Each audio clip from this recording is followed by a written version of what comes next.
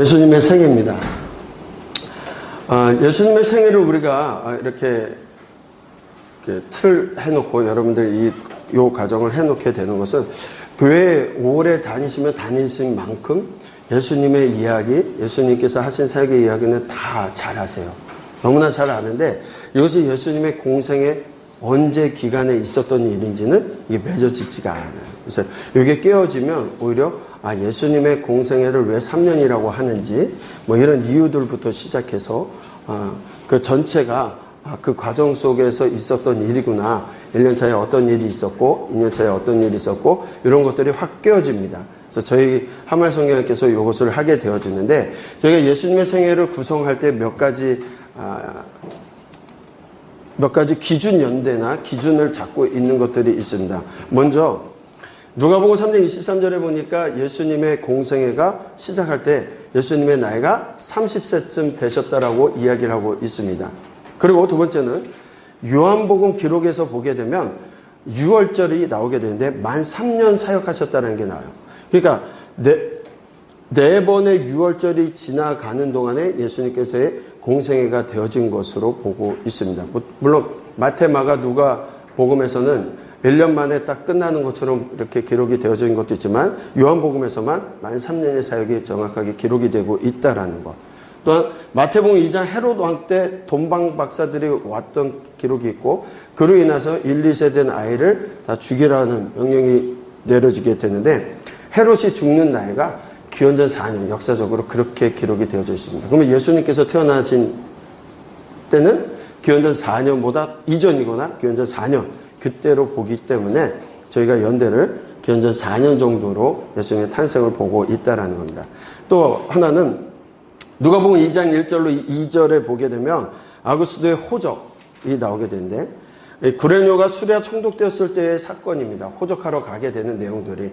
근데 이 구레뇨는 키리니우스라고 해서 AD 6년에서 9년에 수리아 총독이 되었다라고 보고 있는 견해와 함께 또 로마의 비문에서 보게 되어지면 기원전 2년부터 총독으로 남아 있다라는 것을 봤을 때 기원전 2년 정도의 이런 일들이 그때부터의 일이 되지 않을까 그렇게 보고 있습니다. 또 기원전 1년과 AD 1년 사이에는 0년이라는 게 존재하지 않습니다. 그러니까 그것을 생각해서 연대를 계산하고 있다라는 겁니다. 또 하나 우리가 봐야 될 것이 그렇다면 예수님의 세례받으신과 가나 혼인잔치에서의 첫 이적을 마테마가 누가복음에서는 공생애에 포함을 시키고 있습니다. 근데 그렇게 되어진다면 3년이라고 했던 것들보다 훨씬 더 길어져요. 그래서 그렇기 때문에 가나 혼인잔치에서 예수님께서 아직 나의 때가 이르지 않았다라는 표현을 하시면서 우리가 요한복음에서 보게 되는 만 6월절을 기준으로 해가지고 본다라고 하면 예수님의 생애 가운데 가나 혼인잔치는 공생애를 준비하는 과정으로 이렇게 분류를 하고 그 다음에 6월절부터 1년차, 2년차, 3년차를 계산하고 있다. 이렇게 여러분들 기억하시면서 틀을 보시면 좋을 것 같습니다. 자, 예수님의 생애입니다. 제가 아까 말씀드린 것처럼 기원전 4년 베들레헴에서 탄생하시게 되는 이야기부터 시작되어지고요. 기원전 4년에 이제 베들레헴을 중심으로 목자들이 방문하게 되고 성전에서 정결 예식, 동방박사의 방문. 그러니까 목자들이 먼저 방문한 것이 맞고요. 그 다음에 예수님께서 정결 예식까지 하고 나서 어느 가정에 계실 때 동방박사들이 오게 되어지는 이야기들입니다. 그리고 나서 애굽으로 피난 가시게 되죠. 1, 2세 된 어린아이들을 죽이라고 하기 때문에 피난 가십니다. 그리고 다시 올라오실 때는 베들레헴이 아닌 원 고향 나사렛으로 가시게 되어진다는 것. 그리고 6월절이 되었을 때 예루살렘에 12세 정도의 성전에 방문하게 되는데 요거 연대 잘못됐습니다. 고쳤던 게 다시 돌아갔네요. AD 8년 예수님께서 6월절에 예루살렘을 올라가시는 사건. 그 부모님을 잃어버렸지만 예수님 성전에서 토론하면서 내가 아버지 집에 있는 것이 당연하다는 말씀을 하시면서 예수님께서 어린 나이 12살 때에도 이미 예수님의 정체성을 알고 계셨다라고 저희는 판단을 하고 있습니다. 그리고 나사렛에서 그동안 목소 활동을 하시게 되어지고요. 이제 AD 27년 유대 지역에서 여러분들 세례를 받으시고 이 공생의 준비 기간 동안에 세례받게 되는 이야기와 유대 광야에서 40일간 금식하는 이야기, 그리고 그 40일 금식 후에 사단의 시험을 이겨내시는 이야기들이 되어지곤 합니다. 그리고 올라가시다가 에논이라는 지역에서 요단 강가에서 요한의 제자였던 제자들을 4분을 만나게 되어지고 제자 삼게 되어집니다. 그 다음에 가나 혼인잔치에 가서 물이 포도주로 변하는 그런 사건들이 있게 되어지고요. 잠시 가버나움에 내려가시는 일들이 공생의 준비 기간 동안에 있던 이야기입니다.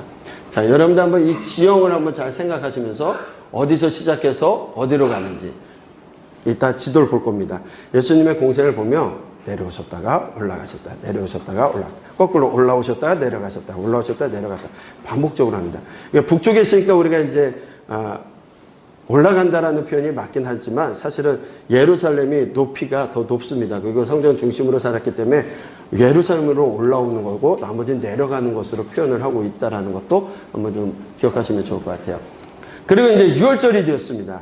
1년차 공생애가 시작되는 거예요. 6월절부터. 자, 6월절이 되니까 어디 가야 되죠?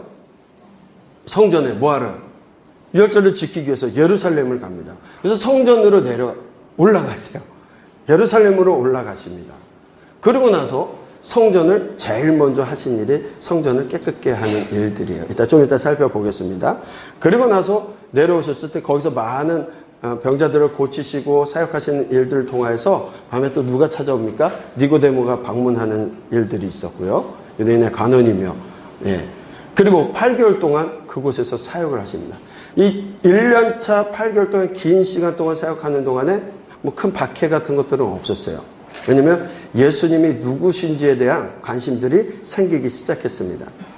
그리고 올라가시는 길에, 이제 내려가시는 길에 갈릴리로 헷갈리기 시작합니다. 갈릴리로 가시는 길에 일부러 사마리아를 거쳐가세요.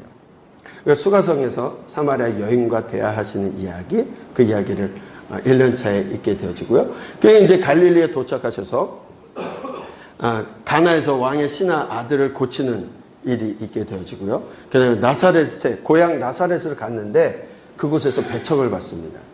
오히려 저거 누구의 자녀인데 이미 선지식이 있기 때문에 예수님에 대한 다른 생각들을, 목수였던 예수님만 생각하게 되는 거죠. 그리고 가버나움으로 이사를 가시게 되고 그곳에서 제자들을 다시 부르시게 되어집니다. 갈릴리 1차 순회 전도를 하고 마태를 제자로 삼아서 거기까지 해서 1년차가 끝나요. 그러니까 예루살렘에서 8개월, 갈릴리에서 4개월입니다. 그렇게 사역을 하신 게 1년차고요. 공생의 2년이 시작됐습니다. 언제죠? 6월절이 됐어요. 6월절이 되면 또 어디 가셔야 됩니까? 예루살렘의 성전에 올라가셔야 돼요. 성전에 가셨는데 38년 된 베데스다에 있는 연못에 있었던 그 환자를 고칩니다. 안식일에 그걸 고침으로 말미암아 논쟁이 생기죠. 그리고 그 논쟁 가운데 예수님의 하나님의 아들이시면 아들에 대한 논쟁이 생기고 그로 인해서 거기서 더 이상 있게 되지 않습니다. 왜냐하면 6월절 8개월 동안 있을 때는 바리새인이나 제사장이나 사두개파 사람들에게는 적대 감정이 되어질 수 있어요. 성전 청결을 하기 때문에. 그러나 바리새인들은 호의를 갖고 이분이 선지자일까? 이런 생각들을 가지면서 1년차에는 크게 어떤 부딪힘이 없었는데 안식일 논쟁과 아들에 대한 논쟁으로 인해서 이제 바리새인들과 이렇게 등을 지게 되어지고 그때부터는 박해가 시작되어지는 거예요. 그러니까 그들의 공격이 시작되어지고 예수님에 대해서 뭔가 잘못되어졌다는 생각들을 갖게 됩니다. 이 논쟁의 시작으로 인해서 6월절에 올라가셨지만 지내지 못하시고 바로 어디로 가시게 되냐? 갈릴리 지역으로 가시게 됩니다. 이 갈릴리 지역에 가셔서 12명의 제자를 완성하셔요.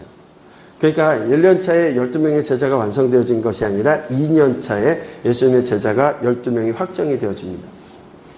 그리고 이제 우리가 잘 알고 있는 것처럼 산상수훈이라든가 세례 요한의 감금, 그리고 갈릴리 2차 순회 전도가 이루어지게 되어지고 바다를 잔잔케 하신 사건, 가다라 지방 데가볼리 사역도 하시고 가버나움으로 다시 돌아오는 이야기, 이렇게 되어집니다. 그래서 공생의 2년차도 예루살렘에서 갈릴리, 그렇죠? 1년차도 예루살렘, 갈릴리, 2년차도 예루살렘, 갈릴리, 3년차입니다. 3년째 되었습니다. 6월절이 됐습니다. 어떻게 하셔야 되죠? 올라가셔야 되는데 아직 올라가면 이제 예수님이 죽게 되는 시간이 아직 되지 않았음을 아시고 예수님은 가시질 않으세요. 그리고 갈릴리 주변으로 전도를 하시게 됩니다. 그래서 갈릴리와 이방 지역으로 가시게 되어지죠. 그래서 갈릴리 지역으로 예루살렘에 안 가시고 갈릴리 사역을 하시게 되는데 이때 오병이어의 기적을 일으키시고 이런 기적이 다 표적이라고 말씀을 합니다. 오병이어를 통해서 예수님이 누구신지를 나타내게 되죠. 그리고 바다를 걸어오시는 사건이 있었고요. 그 다음에 이방 지역 두로와 시돈으로 가게 되어지고 데가볼리에서도 4,000명을 먹이시는 오병이어와 칠병이어를 통해서 이방 땅에서도 동일하게 하나님의 사역을 하고 계시는 이방인도 차별하지 아니하시는 모습들을 우리가 보게 되어집니다. 그리고 가이사랴 빌립보에서 그 유명한 베드로의 신앙 고백, 주는 그리스도시여 살아계신 하나님의 아들이시다라는 고백을 듣게 되어지죠.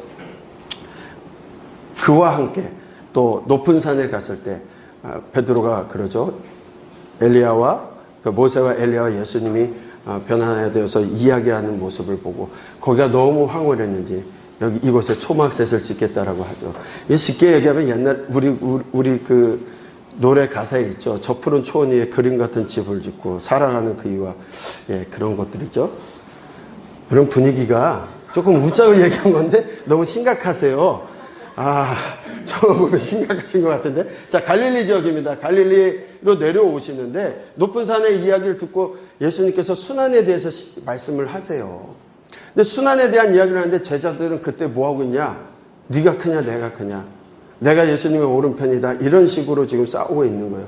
그들의 생각에는 예수님은 죽기 위하여 순환에 대한 예고를 하심에도 불구하고 이들은 메시아상이 고난받는 메시아가 없어요.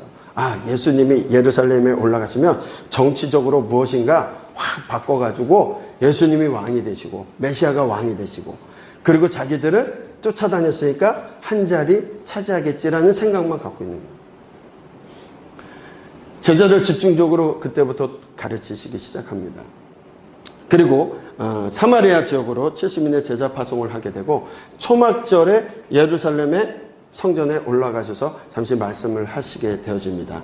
그리고 나서 유대, 베레아, 갈릴리, 사마리아 지역으로 오시게 되는데 3개월 동안 베레아 지역에서 이제 말씀을 가르치게 되면서 마리아 마르다를 만나게 되어지고 그 다음에 소경을 고치시고 나사로를 살리는 사건이 있게 됩니다. 마리아와 마르다의 동생 나사로가 죽었는데 죽은 지 사흘 만에 살리는 그런 일들이 있게 되어집니다. 그로 인해서 거기 더 계시지 못하고 잠시 피해서 갈릴리로 오셨다가 사마리아 지역으로 가시게 되어지고 다시 유대로 내려가는 이야기가 되어집니다. 자, 그 다음에 이제 다시 6월절에 예루살렘.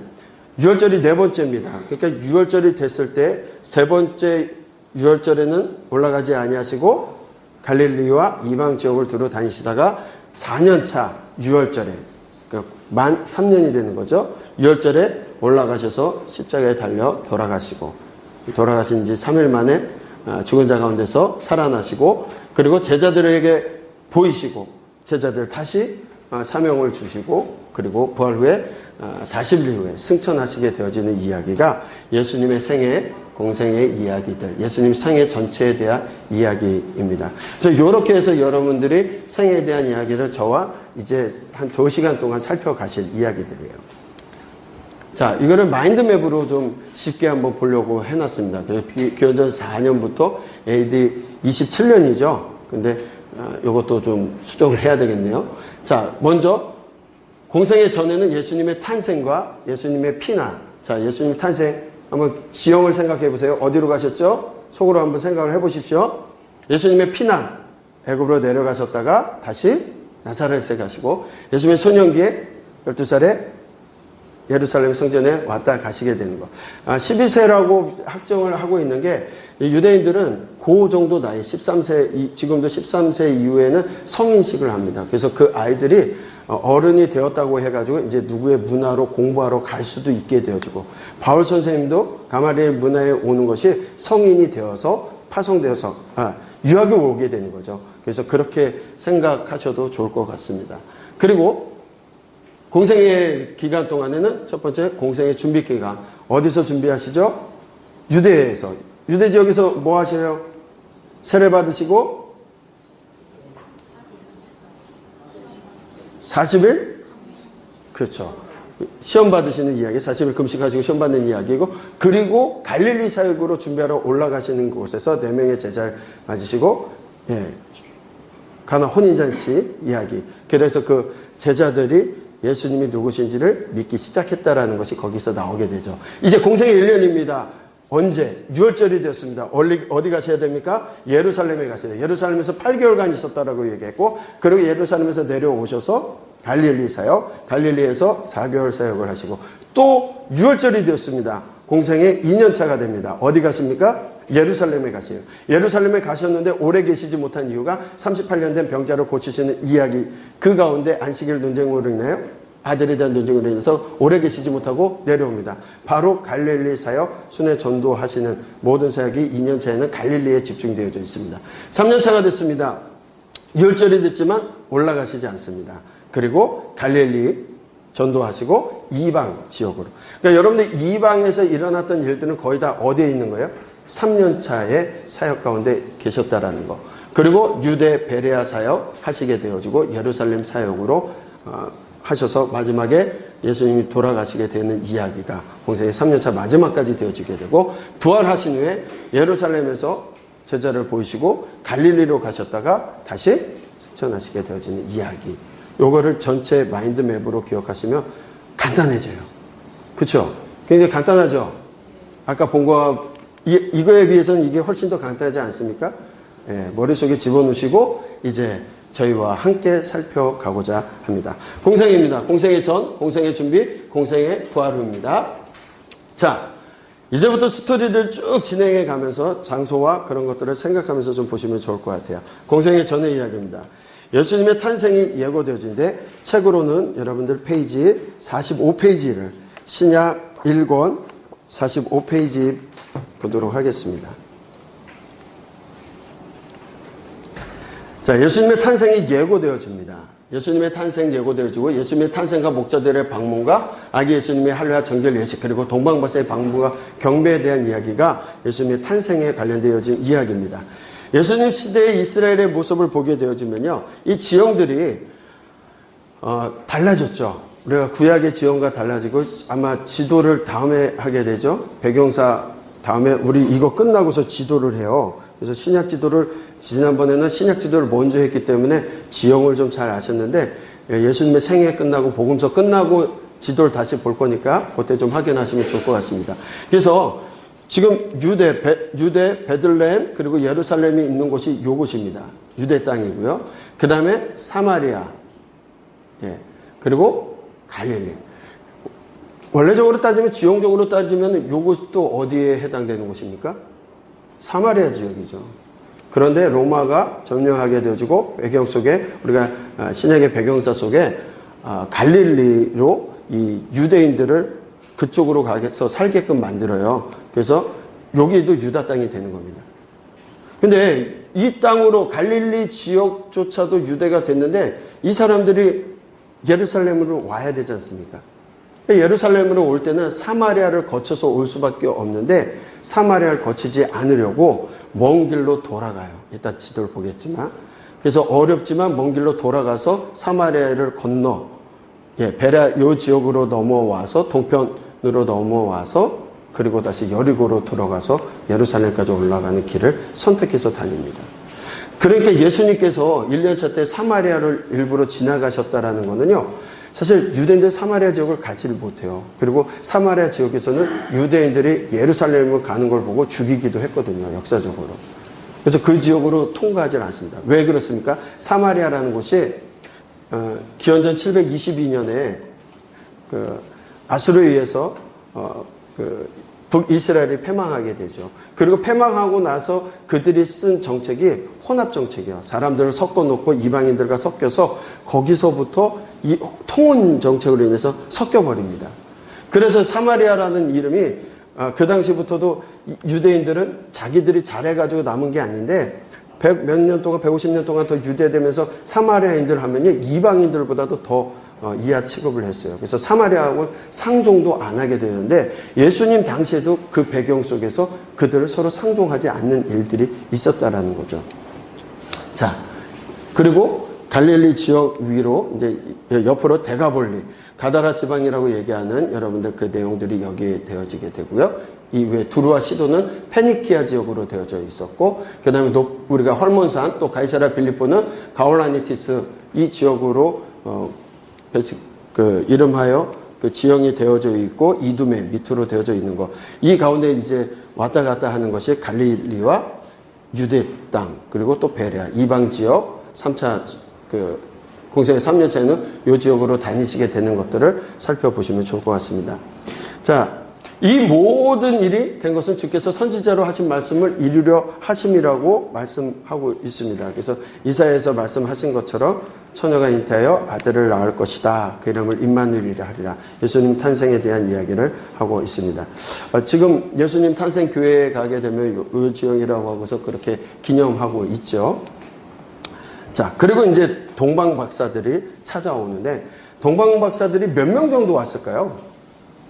모르죠. 우리가 찬양 속에서 동방박사 세 사람, 그래서 세 사람이 온 것처럼 됐는데, 그들이 바친 게 황금과 유황과 모략 세 가지의 예물을 바친 것이고, 그들이 왔을 때 그 지역이 혼란할 정도, 그렇게 막 사람들이 소란스러울 정도로 왔다고 해서 학자들 한 12명 정도 오지 않았냐, 더 다수로 보기도 합니다만, 어쨌든 그들이 온 이야기가 이사야 60장 1절로 6절을 성취하고 있는 말씀이라는 거죠. 왜냐하면 메시아가 빛으로 서시는 그날에 많은 사람들이 빛으로 나오게 될 것을 얘기하면서 스바 사람들이 황금과 유황을 가지고 올 것이라고 예언되어 있습니다. 그 말씀대로 동방 박사들이 갖고 온 것이 황금과 유황과 모략이었다는 거죠. 자, 저는 이 말씀을 보면서요, 왜 황금, 유황, 모략을 갖고 왔을까? 그 지역에서 나지도 않는 것들을 갖고 왔는데, 여러분들 잘 아시다시피 황금, 유황, 모략은요, 당시에 다 뭘로 쓸 수 있는 거죠? 고귀한 것들이에요. 비싼 것들이에요. 동방박사 방문 이후에 예수님이 어디로 가시죠? 집으로 돌아가시나요? 헤롯으로 인해서 애굽으로 피신하게 되죠. 애굽에 가면은 집을 팔고 온 것도 아닌데 어떻게 살아가죠? 근데요, 황금과 유황과 모략이라는 것이요, 애굽, 이집트에서는 다 값비싼 것들이에요. 황금은 어디서나 돈으로 쓸 수 있는, 어느 시대나 그렇죠. 유황은요, 유황도 이렇게 결혼하거나 뭐 이럴 때, 또는 고귀한 것들이 있잖아요. 몰약은요, 시체에 쓰는 거죠. 애굽이 제일 많이 하고 있는 게 뭐예요? 장사 지내는 것들 아니겠어요? 그래서 그 지역에서 다 중요하게 필요로 하는 것. 그래서 제가 성경에는 없지만, 야, 하나님 이렇게까지 예배하고 계시는구나. 그렇지 않겠어요? 그러고 나서 올라오신다. 이거는 제 사설입니다. 여러분들 그렇다고 생각하셔도 되고 아니어도 됩니다. 성경에 있는 내용은 아니니까요. 자, 공생애 전에 이제 피난하시게 되어지는데요. 그 이야기입니다. 베들레헴에서 애굽으로 가시게 되어지죠. 그 여정을 보게 되면, 네, 베들레헴에서 출생하시고 정결 예식을 위해서 예루살렘에 다녀오시게 되고, 동방 박사들이 방문하는 일이 있었고, 그리고 헤롯 대왕의 위협을 피하여서 애굽으로 내려가서 애굽에서 거하시게 되어집니다. 그리고 나서 헤롯 대왕이 죽고 나서 소식이 들려지고 나사렛으로 올라가시게 되어서 이제 나사렛에서 고향으로 삼고 살게 되어지시고요. 12세에 유월절을 지키기 위해서 예루살렘에 올라가셨다가 다시 돌아가시는 내용들이 기록되어지고 있습니다.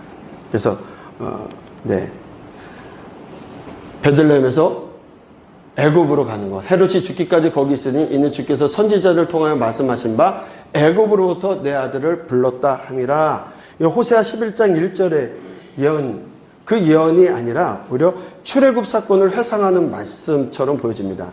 왜냐하면 여러분, 모세가 이스라엘 백성들을 하나님의 말씀을 가지고 애굽에서 구해내는 모습처럼 예수님을 예표해서 모세가 예수님을 비교하고 있다는 거죠. 그래서 제2의 모세로 이미지를 채용하는 것처럼 애굽에서 내 아들을 불렀다 함, 그 말씀을 얘기하고 있습니다. 로마 치하에 있는 유대인들이 마치 애굽에 종되었던, 노예되었던 이스라엘 백성들을 연상시키면서 이들을 자신들이 구원할 메시아, 제2의 모세가 예수 그리스도이시다라고 얘기하고 있는 것 같습니다. 애굽에서 나사렛으로 가게 되어지는 것도 이는 선지자로 하는 말씀에 나사렛 사람이라 칭하리라 라는 말씀이 이루려 하신다라고 되어 있는데, 여러분 이 말씀 한번 찾아보셨습니까? 구약에 이 말씀이 없어요. 나사렛 사람이라 칭하리라는 말씀이 없어요. 근데 그렇게 말씀하고 있는 것은 나사렛이라고 하는 곳이 스불론 지파의 땅입니다. 그렇죠? 이사야 9장 1절로 3절에 보면 스불론 땅과 납달리 땅이 이방의 갈릴리라는 표현을 쓰면서 그 이야기를 쓰고 있습니다. 그러니까 예수님께서 메시아 되심을 이루시기 위해서 나사렛에 오셨다라는 의미로 더 쓰이고 있다. 그렇게 보여지고 있습니다. 그 다음에 소년기에 예수님께서 성장하시고 예루살렘 성전에 오셨다 가셨다. 자, 그 길도 여러분들 똑같이, 그러니까 제가 다니는 길에 대해서 좀 이따 지도로 보겠지만 이렇게 사마리아를 거치지 않고 나사렛에서 구약의 벳산이라고 하는 지역을 통하여서 다시 요단 건너편으로 와서 여리고 예루살렘으로 가는 루트를 통해서 다녀오셨을 것이다 보여집니다. 예수님께서 이르시되 어찌하여 나를 찾으셨나이까? 내가 내 아버지 집에 있어야 될 줄을 알지 못하셨나이까? 아니라 예수님께서 이미 자기의 정체를 알고 계셨음을 12세의 그 말씀, 그 이야기 스토리 가운데 우리가 기억할 수가 있다는 겁니다. 자, 이제 공생의 준비 기간입니다.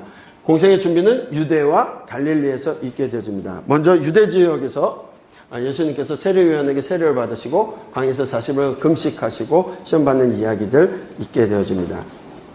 자, 시험산의 모습이고요. 예수님 세대에 아까 이스라엘 모습 봤고요. 자, 이렇게 되어진다라는 거죠. 이렇게 지도를 나중에 배우게 될 텐데, 어떻게 지나가면 나사렛에서 이제 가실 때 스키토폴리스라고 하는 그 벳산을 거쳐서 거기서부터 쭉 내려가다 보면 살림 에논이라는 지역이 있습니다. 거기서 요단강을 건너가게 되어지고, 그 다음에 요게 구약에서 배웠죠, 지도? 이게 뭐죠? 산인가요? 강이죠. 야복강이죠. 야복강을 지나서 내려와서 요단 건너편 베다니에서 다시 요단강을 건너고 그리고서 예루살렘으로 올라가게 되어지는 이야기. 그렇다면 예수님께서는 어떻게 되어지시냐? 네. 요단강에서 세례를 먼저 이렇게 내려오셔서 요단강에서 세례를 받고, 그리고 여리고로 넘어가셔서 시험산 있는 곳에서 40일간 금식 기도하시게 되는 이야기들이 되어지고요. 다시 올라가실 때는 건너서 다시 올라가다가 에논이라고 하는 그 지역에서 세례 요한의 집회 가운데 안드레, 베드로, 빌립, 나다니엘을 제자로 삼으시는 이야기가 되어지고, 그 제자들과 함께 올라가셔서 가나 혼인잔치에 참여하시게 되어지고, 예수님께서 가버나움에 잠시 내려가시는 이야기가 공생의 준비 기간 동안에 있게 되어지는 이야기입니다. 네. 뭐, 지금 가보면 이제 세레터라고 해가지고 국경으로 요르단하고 이스라엘하고 국경이 마주하고 있으면서, 여기 국경이죠. 여기 넘어가면 큰일 납니다. 그래서 여기서 이제 이스라엘 쪽이고요. 여기가 요르단 쪽으로 해서 세레터, 이곳에서 받았는지 하여튼 그런 배경 가운데 받게 되는데, 요단강이라는 것도 지금 성지순례 가시면요. 어머, 이게 요단강이야? 되게 조그매요. 물을 막아놓고 그렇게 해서 그렇지, 사실 저희가 강이라고 하는 곳은요, 한강만큼 큰 강들이 없어요. 그렇죠? 어디를 가도 그러는데, 야, 여기가 거기야? 할 정도로.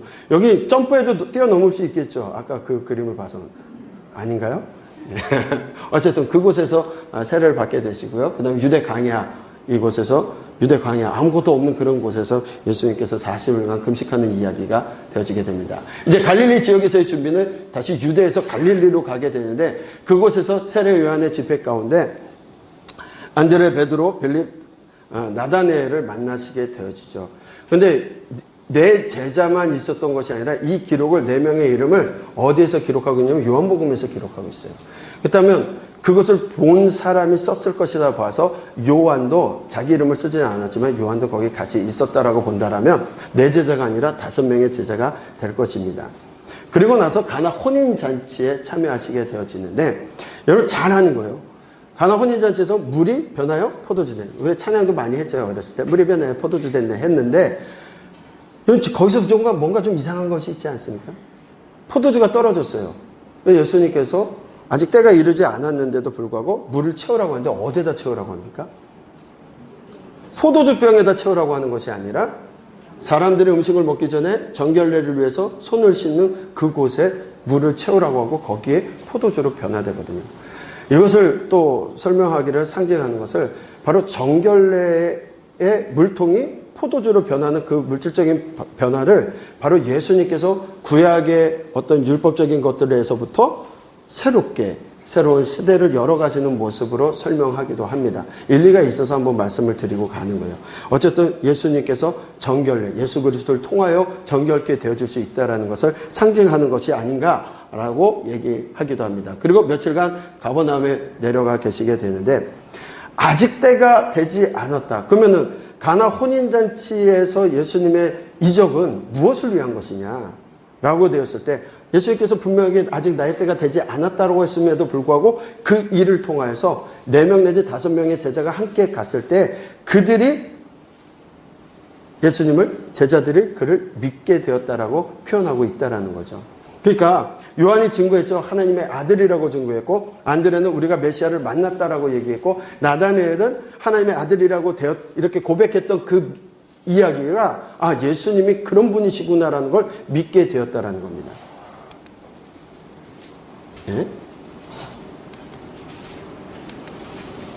네. 그래서 아직 때가 이르지 않았지만 그 얘기 말씀드린 것처럼 예수님 메시아이시다. 모세가 율법에 기록하고 여러 선지자가 기록한 그 일을 빌립이 만났다. 나다넬이 예수님이 하나님의 아들이시오 이스라엘의 임금이심을 주장했던 그런 내용들을 그들이 믿게 되었다라는 겁니다. 자, 공생의 준비 기간 어렵지 않죠? 어디를 처음 기억을 해보십시오. 유대에 가셔서 뭐 하셨다고요? 이제 여러분이 막 대답을 하셔야 돼요. 여러분이 교회에서도 이렇게 강의를 하시게 되면 성도님들에게 꼭 반응을 받으셔야 돼요. 다 고개 끄덕끄덕하고 있지만 절대 모르세요. 그러니까 여러분들 그냥 묻혀가려고 하는 것들이 있어요. 틀려도 좋습니다. 그러니까 해보시죠. 공생의 준비기간 어디 갑니까? 유대로 내려가요. 유대에서 무슨 일이 있었죠? 세례 받으시고 금식기도 하시고 그 다음에 갈릴리로 가십니다. 거기서 어떤 일이 있었죠? 제자들 4분을 만나게 되고 그 다음에 가나 혼인잔치, 그리고 가버나움 내려가신 일이 다예요. 자, 그 다음에 이제 공생의 1년차가 됩니다. 6월절이 되었어요. 어디 가셔야 됩니까? 예루살렘으로 가야죠. 예루살렘으로 가십니다. 자, 예루살렘에서 8개월간 6월절 보내시게 되어진다고 되어 있고요. 거기서 이제 제일 먼저 가셔서 하신 일이 무엇이냐? 공생에 처음으로 일하신 것이 성전을 청결케 하는 사건이었어요. 그래서 예루살렘에 많은 이적으로 사역하시게 되니까 니고데모가 본래 밤에 찾아오게 되어지고 그 가운데 예수님이 가장 중요한 말씀을 하시죠. 요한복음 3장 16절 우리가 복음의 핵심이라고 얘기하는 거 있죠. 그 이야기를 누구와의 대화 속에서 얘기하시냐? 니고데모가 찾아서 니고데모와 얘기하시는 가운데 예수님의 순환, 예수님이 오신 목적 얘기하고 계시다라는 거죠. 그 다음에 유대 사역을 하시고 사마리아 사역을 하시면서 요 내용이 되어집니다. 자, 유대 사역 그곳에서 있었던 일들 8개월간 있으면서 많은 병자들을 치료하시고 낫게 하시는 이야기들 사마리아에서는 수가성 여인을 만나는 이야기가 올라가는 예루살렘 사역 8개월 동안에 있었던 이야기입니다. 자, 왜 예루살렘에 8개월간 있었다라고 얘기하냐면 요한복음 4장 35절에 너희는 넉 달이 지나야 추수할 때가 이르겠다. 수가성 여인과 말씀하시면서 사마리아에 너희들 추수할 때가 넉 달 뒤면 추수할 때가 될 것이다. 이런 말씀을 하시거든요. 그걸 유추해보면 성경에는 8개월 동안 계셨다는 말씀이 없어요. 수가성 여인과의 대화 속에서 나왔는데 이들은 6월절이 지나면 곧 추수할 때가 된다라는 거예요. 그런데 그 추수할 때가 4개월이 남았다라는 건 6월절로부터 4개월이 아직 안 되었다는 거죠. 그러면 예수님께서 6월절에 오셨잖아요. 그리고 예루살렘에서 사역하시고 전년 6월에 오셨다가 여기 수가성 여인하고 얘기할 때가 이제 4개월이 남았다고 얘기하는 거는 그 다음에 그리고 4개월 뒤에는 다시 공생의 2년차 6월절이 되는 거. 그래서 8개월이라고 저희가 기준을 잡고 있는 겁니다. 그래서 6월절 후에 그렇게 되어진 이야기들 써놨습니다. 네, 이거는 지도로 봤고요.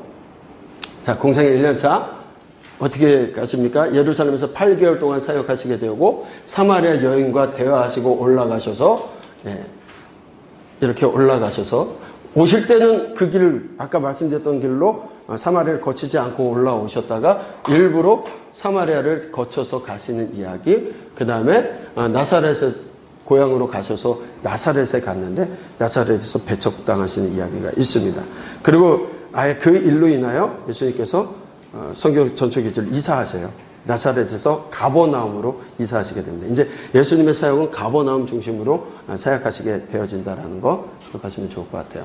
저는 예전에 이거 지도 공부하기 전에는요, 이게 갈릴리가 큰 건지 나사렛이 큰 건지 헷갈릴 때가 있었어요. 그러면 갈릴리 안에 나사렛이라는 동네가 있고 가버나움도 갈릴리 안에 있는 거죠. 네, 다 알고 계셨는데 저만 그랬다라는 거죠. 네. 그래서 그렇게 지나가시는 이야기들을 하게 되어집니다. 그렇다면 성전을 성결케 하신 사건에 대한 이야기부터 하고자 합니다. 예수님께서요, 제일 먼저 공생의 시작 가운데 성전을 청결케 하는 사건부터 시작을 하셨다라고 얘기했습니다. 왜 그랬냐면 이 당시에 돈을 주고 이 로마로부터 대제사장을 샀던 안나스라는 사람이 있었는데 그 대제사장이 지금으로 얘기하면 제사용품 전매청을 차린 거예요. 그래서 그곳에서만 갖고 온 것으로 제사를 드려야 된다. 자, 여러분들 구약에서 하나님께 제사 드릴 때는 어떻게 해야 돼요? 흠이 없는 것들을 가져와야죠. 어떻게 가져와요? 자기 고향에서부터 갖고 오는 거예요. 그러면 흠이 없게 하려면 제대로 막 끌고 오면 안 되고 어떨 때는 이고지고 와야 되고요. 하나님께 드릴 거 소중히 하고 왔어야 돼요. 그러다 보면은 문제가 생기죠. 상처가 나거나 그러면 이것도 쓸 수가 없게 되는 거예요. 그런데 이 사람들이 뭘 하냐면 돈을 주고 로마에서 대제사장을 샀으니까 그 돈을 뽑아내려고 하는 거죠. 그러니까 밖에서 들어온 거에 대해서는 무조건 흠을 잡는 거예요. 그러다 보니까 어떻게 돼요? 그 앞에서 사게끔 돈을 바꿔가지고 그 제사용품들을 살 수 있게끔 그렇게 만드는 거고, 그러면서 밖에보다 훨씬 더 비싸게 파는 거죠. 아주 못된 짓들을 하고 있는 거예요. 예수님께서 여기에 들어가시자마자 어떤 일을 합니까? 다 엎으세요. 자, 여기에서 수익을 얻고 있었던 사람들이 누구였습니까?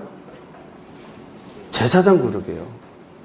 또한 예루살렘을 중심으로 위치하고 있었던 사두개파 사람들이에요. 결국 그것으로 이익을 보고 있었던 제사장과 사두개파 사람들이 예수님에 대해서는 어떻게 되겠어요? 안 좋게 생각하겠죠. 그러나 넓은 지역에, 예루살렘뿐만 아니라 전 지역에 흩어져 살던 사두개인과 서기관들은 사두개인과 바리새인들은 적대 관계였어요. 그 종교적인 어떤 위치로도 적대 관계였고요. 위치적으로 그래요. 사두개는 좀 부자 측에 속하고 예루살렘 중심으로 도시형에 있는 사람들이고, 바리새인은 지금 우리로 따지자면 그 노동당 정도 되는 사람들 있잖아요. 그런 위치예요. 그러니까 중산층이라든가 그런 것들을 대변하는 사람이 바리새인이라면 소수의 많이 가진 사람들을 대변하는 게 사두개예요. 그러니까 극과 극인데, 또 우리가 역사적으로 아마 배경사 속에서 얘기했던 그들이 서로 죽이고 하던 일들로 인해서 적대 관계가 있었습니다. 어쨌든 바리새파에게는 예수님이 이걸 상을 엎어버리니까 호의적으로 보이는 거예요. 그러니까 예수님께서 예루살렘에서 8개월간 하고 있는 동안에 큰 문제 없이 사역을 감당할 수 있게 되어지는 일들도 있었습니다. 그럼에도 불구하고 모든 사람들이 저분이 누구일까 주목하기 시작했다라는 거죠. 네. 이런 일들이 있었다는 겁니다. 그래서 예수님께서 제일 먼저 오셔서 제사용품 전매청을 척결하시는 이유. 왜 그러냐? 하나님께서 열어놓으신 곳이잖아요. 그곳은 하나님께서 우리가 말씀해 보면 만민이 기도하는 집이다. 하나님께 드려지고 하나님을 만나는 장소인데, 오히려 그것을 수단으로 해서 돈을 벌고 그 이익을 가지고 자기들이 살아가는 사람들 때문에 오시자마자 성전을 청결하는 사건으로부터 시작을 하셨다라는 거죠. 그 다음에 예루살렘에서 많은 이적을 사역을 하시는 동안에 많은 사람들이 예수님께 호의를 갖게 시작했다라는 거죠. 그리고 나서 밤에 니고데모가 찾아옵니다. 예루살렘, 지금의 예루살렘 모습이고요. 지금 황금돔 사원이 있는 모습. 성전. 그리고 여기는요, 감난산 쪽이에요. 여기 이게 다 뭐냐면 무덤이에요, 무덤. 왜 그러냐면, 나중에 이제 요한계시록 얘기할 때도 나오겠지만, 이 감난산부터 여기 예루살렘으로 이제 마지막 때에 이렇게 길이 쫙 생긴대요. 그래서 구원받는 사람들은 거길 거쳐서 예루살렘 성으로 들어가야 되는데, 그러니까 부자들은 어디 쪽에 무덤을 사냐면 이쪽에 사요. 가는 길에 떨어지지 않으려고. 여기는 빨리 가려고 사람들을 매장을 할 때 땅도 좁아서 그런지 이렇게 세워서 집어넣어요. 바로 올라가려고. 그런 얘기들도 있습니다. 어쨌든 들은 얘기라 제가 이게 확인이 안 돼요. 거기 가면 이런 얘기들을 하게 되는데, 자, 니고데모의 방문 이야기. 예루살렘 성전 모형 이렇게 되었을 것이다. 지금 이제 통곡의 벽자리만 이제 남아 있게 되죠. 다 무너지게 되어지고. 자, 니고데모가 방문합니다. 예수님께서 니고데모하고의 이야기 가운데 말라기 선지자 이후에 400년이 지났어요. 하나님께서 하나님의 선지자, 하나님의 말씀의 선지자를 보내시지 않았죠. 400년 후에 분명히 예수님이 오셨는데, 그는 그러면 말라기 이후에 오신 하나님의 선지자일까? 메시아일까? 여러 가지 생각들이 있는 거죠. 그러면서 오셨을 때 니고데모에게 얘기합니다. 하나님의 세상을 이처럼 사랑하사 독생자를 주셨으니 이는 그를 믿는 자마다 멸망치 않고 영생을 얻게 하려 하심이라. 분명하게 하나님께서 오신 목적을 얘기해요. 그리고 모세가 강에서 뱀을 든 것 같이 인자도 들려야 할 것을 얘기하십니다. 예수님의 순환과 또한 예수님의 오신 목적에 대해서 누구와 얘기하고 있냐? 니고데모를 통해서 이야기하고 있다. 결국 예수님께서 엘리사 이후에 800년 만에 나타난 능력의 선지자셨고, 많은 병자들을 고치는 능력의 선지자셨고, 말라기 이후에 하나님의 말씀을 예언하기 시작하는 400년 후에 예언하기 시작하는 분으로 나타났다는 거죠. 그래서 사람들의 생각에는 이제 선지자의 시대가 다시 오는가 라는 생각으로 니고데모도, 많은 사람들이 집중할 때 니고데모도 밤에 몰래 왔다라는 거죠. 니고데모도 오게 되어지는데 이 사람이 몰래 왔어요. 왜냐하면 이 사람도 바리새인이며 유대 율법사고 사내들인 공회의 회원입니다. 사내들이라고 하는 것이 70명, 대제사장까지 71명이 사람들이 정치적인 것과 또 그 다음에 재판하는 것들을 다 담당하면서 뭐 죽이는 권한까지, 그러니까 뭔가 이 사람들 감금하고 태용하고 하는 것들이 다 그 사내들인 공회에서 정한 대로 갈 수가 있었기 때문에 니고데모가 이제 예수님을 찾아오게 되는데, 예수님께서 그에게 중생의 이측 이렇게 되어질 것이라는 말씀하십니다. 영접하는 자, 그렇죠? 사내들인 공회에서 예수님을 정죄하는 것을 부당하다고 반박했던 사람이기도 하고요. 또 요셉과 함께 예수님의 시체를 찾아서 장례했던 사람입니다. 전승에 의하면 니고데모는 그리스도인이 되었고, 그 다음에 고난과 죽음에 대한 그 복음서를 썼다라고 얘기를 해요. 우리가 신약의 위경이라고 하는 빌라도 행전과 니고데모 복음서 등이 아마 이 니고데모에 의해서 기술되었을 것이다라고 보는 견해들이 많이 있습니다. 어쨌든 니고데모의 대화가 그렇게 되어지고요. 이제 유대 사역을 마치고 사마리아를 통해서 올라가시게 됩니다. 자, 사마리아를 통해서 올라가시는데 여러분 잘 아시는 수가성의 여인을 만나셔요. 남편만 5번째 사람이 죽어버렸어요. 자, 남편이 5이나 있었다라는 건 무엇일까요? 이 여인의 삶이 그리 행복한 삶이 아니에요. 왜? 남편이 죽어서든 아니면 이혼을 당해서 그렇게 바뀌어 나간 박복한 인생을 산 여인이에요. 그 여인이 다른 사람들의 눈에 띌까봐 몰래 낮에, 정오에는 사람들이 해가 뜨거워서 절대 다니질 않습니다. 그 시간에 물 들어오는 거예요. 그때 예수님을 만나서 얘기했는데 예수님이 영원히 목마르지 않는 생수를 주겠다고 하니까, 야, 그런 게 있으면 저를 주세요 라고 했어요. 그러다가 예수님 만나고서 그가 그리스도임을 깨달았을 때 이 여인이 갑작스럽게 뭘 얘기하냐면, 우리 조상들은 이곳에서 예배해야 된다고, 당신들은 저 예루살렘에서 예배해야 된다니까 어디서 예배해야 됩니까?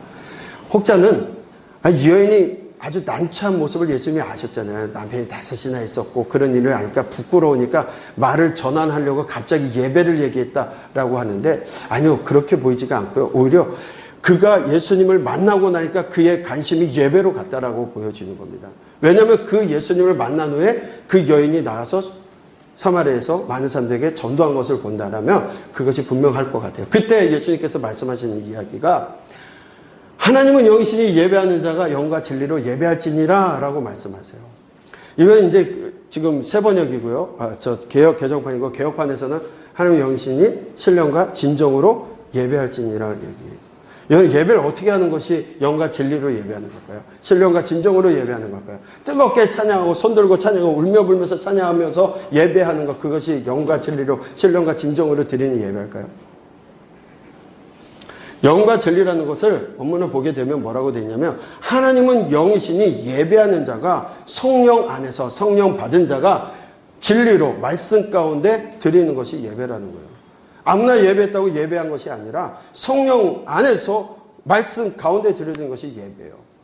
그런데 이 요절은 우리가 잘 외우고 있는데 그 앞절의 이야기는 생각하지 않고 있다는 거죠. 하나님께서는 참되게 예배하는 자를 영과 진리로 예배할 때가 오나니 이때라 아버지께서는 자기에게 이렇게 예배하는 자들을 찾으시니라. 영과 진리로 예배하는 자를 오늘도 하나님 찾고 계시다라고 말씀하고 계십니다. 지금도 예루살렘에서 그들은 예배라고 하는 제사를 드리고 있었잖아요. 하나님 그 제사가 아니라 영과 진리로 예배하는 자를 찾으신다는 거예요. 이 말씀은 오늘도 동일합니다. 많은 사람들이 예배했다고 해서 예배하는 것이 아니라 하나님 영과 진리로 성령 안에서 말씀으로 드려야 되는 그 예배. 오늘날 말씀을 읽어놓고 목사님들이 설교한다고 하면서 전혀 다른 이야기 하다가 끝나고 TV 본 이야기, 드라마 이야기 한다라면 그건 말이 되지 않는 거예요. 하나님께서는 어떻게 예배하는 자, 영과 진리로 예배하는 자를 오늘도 찾으신다는 거예요. 뜨겁게 기도하고 찬양하는 것으로 끝나는 것이 아니라 영과 진리로 하나님 앞에 드려지는 예배. 그것을 하나님은 찾고 계시다라고 말씀하고 있다라는 거죠. 네. 그리고 이제 갈릴리 사역을 하시겠는데 갈릴리에서는 가나 그리고 나사렛, 가버나움, 온 갈릴리, 가버나움으로 순차적으로 돌아가면서 공생의 1년을 보내게 되는데 이게 이제 4개월 동안의 여정 속에서 먼저 가나에서 왕의 신하를 고치시는 일이 있었고요. 그 다음에 나사렛에 갔는데 고향에서 배척을 받으십니다. 예수님께서 안식일에 회당에 가셔가지고 이사야 말씀을 읽게 되어져요. 그리고 그들에게 하나님께서 해방에 대한 이야기를 하시면서 이방인들에게 은혜의 해가 왔다는 이야기를 하니까 이스라엘 사람들이 이방인들에게 무슨 은혜가 있냐고 해가지고 예수님을 갖다가 배척하는 거예요. 그리고 산 난덩어리로 데려가서 떨어지로 데려가서 예수님을 밀어서 죽이려고 해요. 근데 말씀에는 예수님이 그 가운데로 지나가셨다라고 되어져 있습니다. 그럼 뭐라고 표현이 안 되는데 안식일 날이었잖아요. 이 사람들이 안식일이면요 하루에 걸을 수 있는 총 양도 정해져 있어요. 자기들이 걸을 수 있는 게 2km예요. 2km. 그래서 유대인들이 모이는 곳에는 늘 1km, 집에서부터 1km 안에 회당이 생깁니다. 사람들이 모이면. 왜냐하면 안식일 날 회당에 갔다 오는 거리까지가 2km거든요. 근데 산까지 갔잖아요. 아마 산까지 막 갔는데 누군가 외쳤을 거예요. 야, 오늘 안식일이야! 근데 이미 벌써 2km를 멈춘 거죠. 2km를 벗어난 일이라서 다 멈춰있을 때 예수님이 그냥 지나가셨더라. 이렇게 말씀하는 분들도 있습니다만, 모르죠. 예수님께서 그냥 능력으로 걸어가셨을 거라 생각이 되어집니다. 네. 그리고 이제 가버나움에서 제자들을 다시 부르시고 갈릴리 복음 전파를 시작합니다. 예수님 제자들을 다시 부르셔요. 그래서 1년차 공생의 전에 함께했던 제자들이 어느 시점에 아마 다시 자기 고향으로 돌아가 있고 예수님께서 나사렛에 갔다가 오시면서 가버나움에 있었던 제자들을 다시 컨택하는 것으로 보여집니다. 가버나움에서 사역들이 되어지게 됩니다. 한번 볼까요? 예. 먼저 2월절 예루살렘에 올라가셨다가 8개월 동안 사역하시고 어디를 가신다고 했죠? 돌아오는 길에 사마리아 여인을 만나시게 되어지고 그리고 와서 왕의 신하를 고치시는 가나에서 왕의 신하를 고치시게 되어지고 나사렛에 가셨는데 고향에 갔다가 나사렛에서 배척을 받으십니다. 그래서 이사를 가시죠. 어디로요? 가버나움으로 이사 가시게 되어집니다. 네. 그리고 가버나움에서 베드로, 안드레, 빌립, 나다넬, 요한, 야고보를 다시 부르셔요. 그래서 거기서 처음 부르시는 것처럼 되어져 있습니다만 다시 부르시고 그리고 다시 사역을 하시면서 갈릴리 1차 순회 전도하시는 것이 그 공생의 1년차 4개월간의 여정이다. 가버나움에서 고기를 잡던 베드로, 안드레, 요한, 야고보를 제자로 다시 부르십니다. 그랬더니 그 제자들이 예수님의 부름을 받고 그물을 버려두고 예수님을 따르게 되었다라고 되어져 있어요. 예, 가버나움의 지형이고요. 네, 해당 모습들입니다.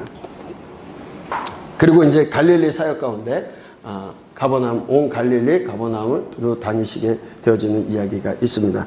1차 또는 갈릴리를 다니시면서 가르치시고 또 나병 환자도 고치시고 중풍병자를 고치시고 하나님 나라를 전파하시는 이야기. 그리고 마지막으로 레위 마태를 부르시면서 1년에 공생의 1년 차에 그러니까 베드로, 안드레, 빌립, 나다나엘 그리고 누가 있었다고 했죠? 요한, 야고보, 마태. 이렇게 7명 정도가 1년째 12명의 제자 가운데 그 정도로 제자가 되었다. 그렇게 마무리가 되어지고 있습니다.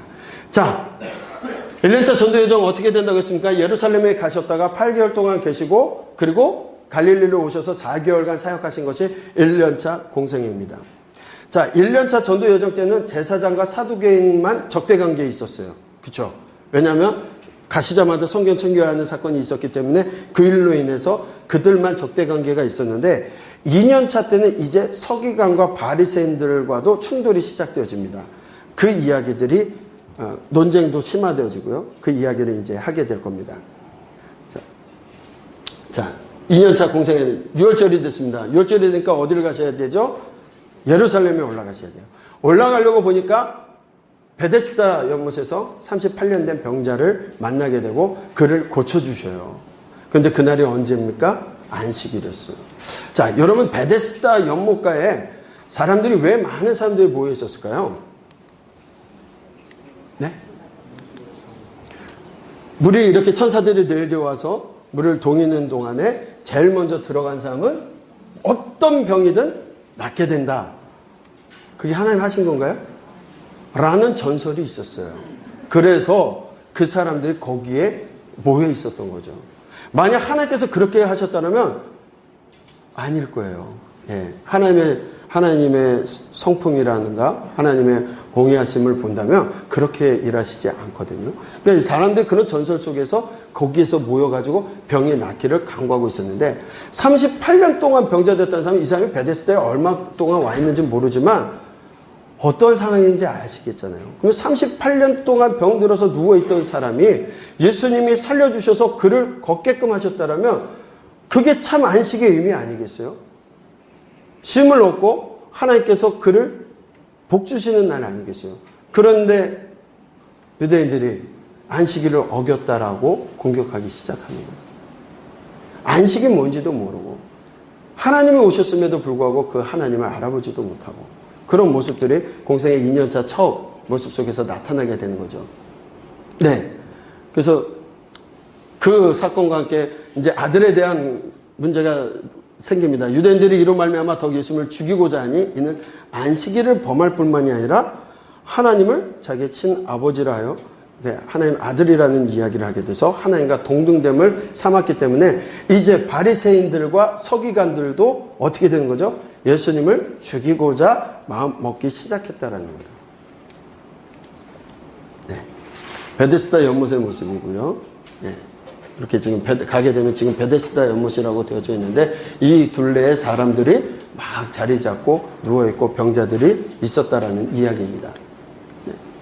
아들의 권세에 대한 논쟁들, 예수님을 죽이고자 하는 일이 있었고, 다만 하나님의 사랑하는 시 너희 속에 없음을 알았다라고 얘기하고 오히려 예수님께서 그들도 자극하세요. 너희들이 모세를 믿었다면 율법이 그렇게 중요하다라고 율법적으로 형식을 따져서 살아간다라면 모세를 믿었다라면 나를 믿었을 것이라고 얘기합니다. 왜? 모세가 나에 대해서 기록했다라는 이야기를 하니까 더 이 사람들이 예수님에 대해서 반감을 갖기 시작했다라는 겁니다. 그래서 예수님께서 이 말씀을 하신 후에 예루살렘에 더 이상 계실 수가 없게 되어졌어요. 그래서 어디로 가십니까? 거기에 머물리지 않고 갈릴리로 돌아가셔서 갈릴리 사역을 하시게 됩니다. 그래서 공생의 2년차하고 3년에는 예루살렘에 가시기 전까지 이제 제사장 그룹과 사두개파 논쟁은 없어요. 제사장과 사두개인은 예루살렘 중심으로 살잖아요. 그러니까 제사장과 사두개인이 뭐라고 얘기했다는 것은 예루살렘에 계셨을 때 이야기니까 1년차 공생이 아니면 3년차 마지막에 논쟁되어지는 것이고 나머지 이제 2년차하고 3년차에 예수님한테 와서 뭔가 물어보고 하는 사람들 다 누구예요? 바리새인과 서기관밖에 없는 거예요. 네. 그래서 이제 2년차서부터는 바리새인이 예수님을 계속 쫓아다니면서 논쟁을 하기 시작하는 것들입니다. 네. 자, 예수님께서 2년차 공생의 기간 동안에 주로 사역하신 대상은 누구냐면 유대인들을 대상으로 사역하시게 됩니다. 그래서 순회 사역을 하시게 되는데 먼저 오시자마자 뭘 하시게 되죠? 12명의 제자를 확정하시는 일부터 시작하십니다. 그리고 예수님의 제자들을 데리고서 이제 산상 따르는 무리들과 함께 산상순의 말씀을 귀한 말씀을 주시게 되어지고요. 그 다음에 나인성 과부의 아들을 살리시고 이제 2차 순회 전도 기간 동안에 나인성을 가게 돼서 나인성 과부의 아들을 살리시고 또 갈릴리 각 촌을 두루 다니시면서 말씀을 전하시고 그 가운데 이방 지역이었던 데가볼리에 잠시 가셔서 귀신 들린 사람을 고쳐주시는데 거라사 가다라 지방에 가서 귀신 들린 자를 고쳐주는데 그들이 그 이적 때문에 예수님을 떠나보내게 되어서 예수님께서 바로 다시 돌아오시게 되어지는 이야기로 마무리되어집니다. 네. 12제자를 확정하셔서 임명하시는 이야기요. 그리고 갈릴리 2차 순회 전도 바리새인들이 배척하게 되어지는 이야기들 하고 있습니다. 먼저 가버나움 나인 지역에서는 백부장의 종을 고치시는 이야기가 되어지고 있습니다.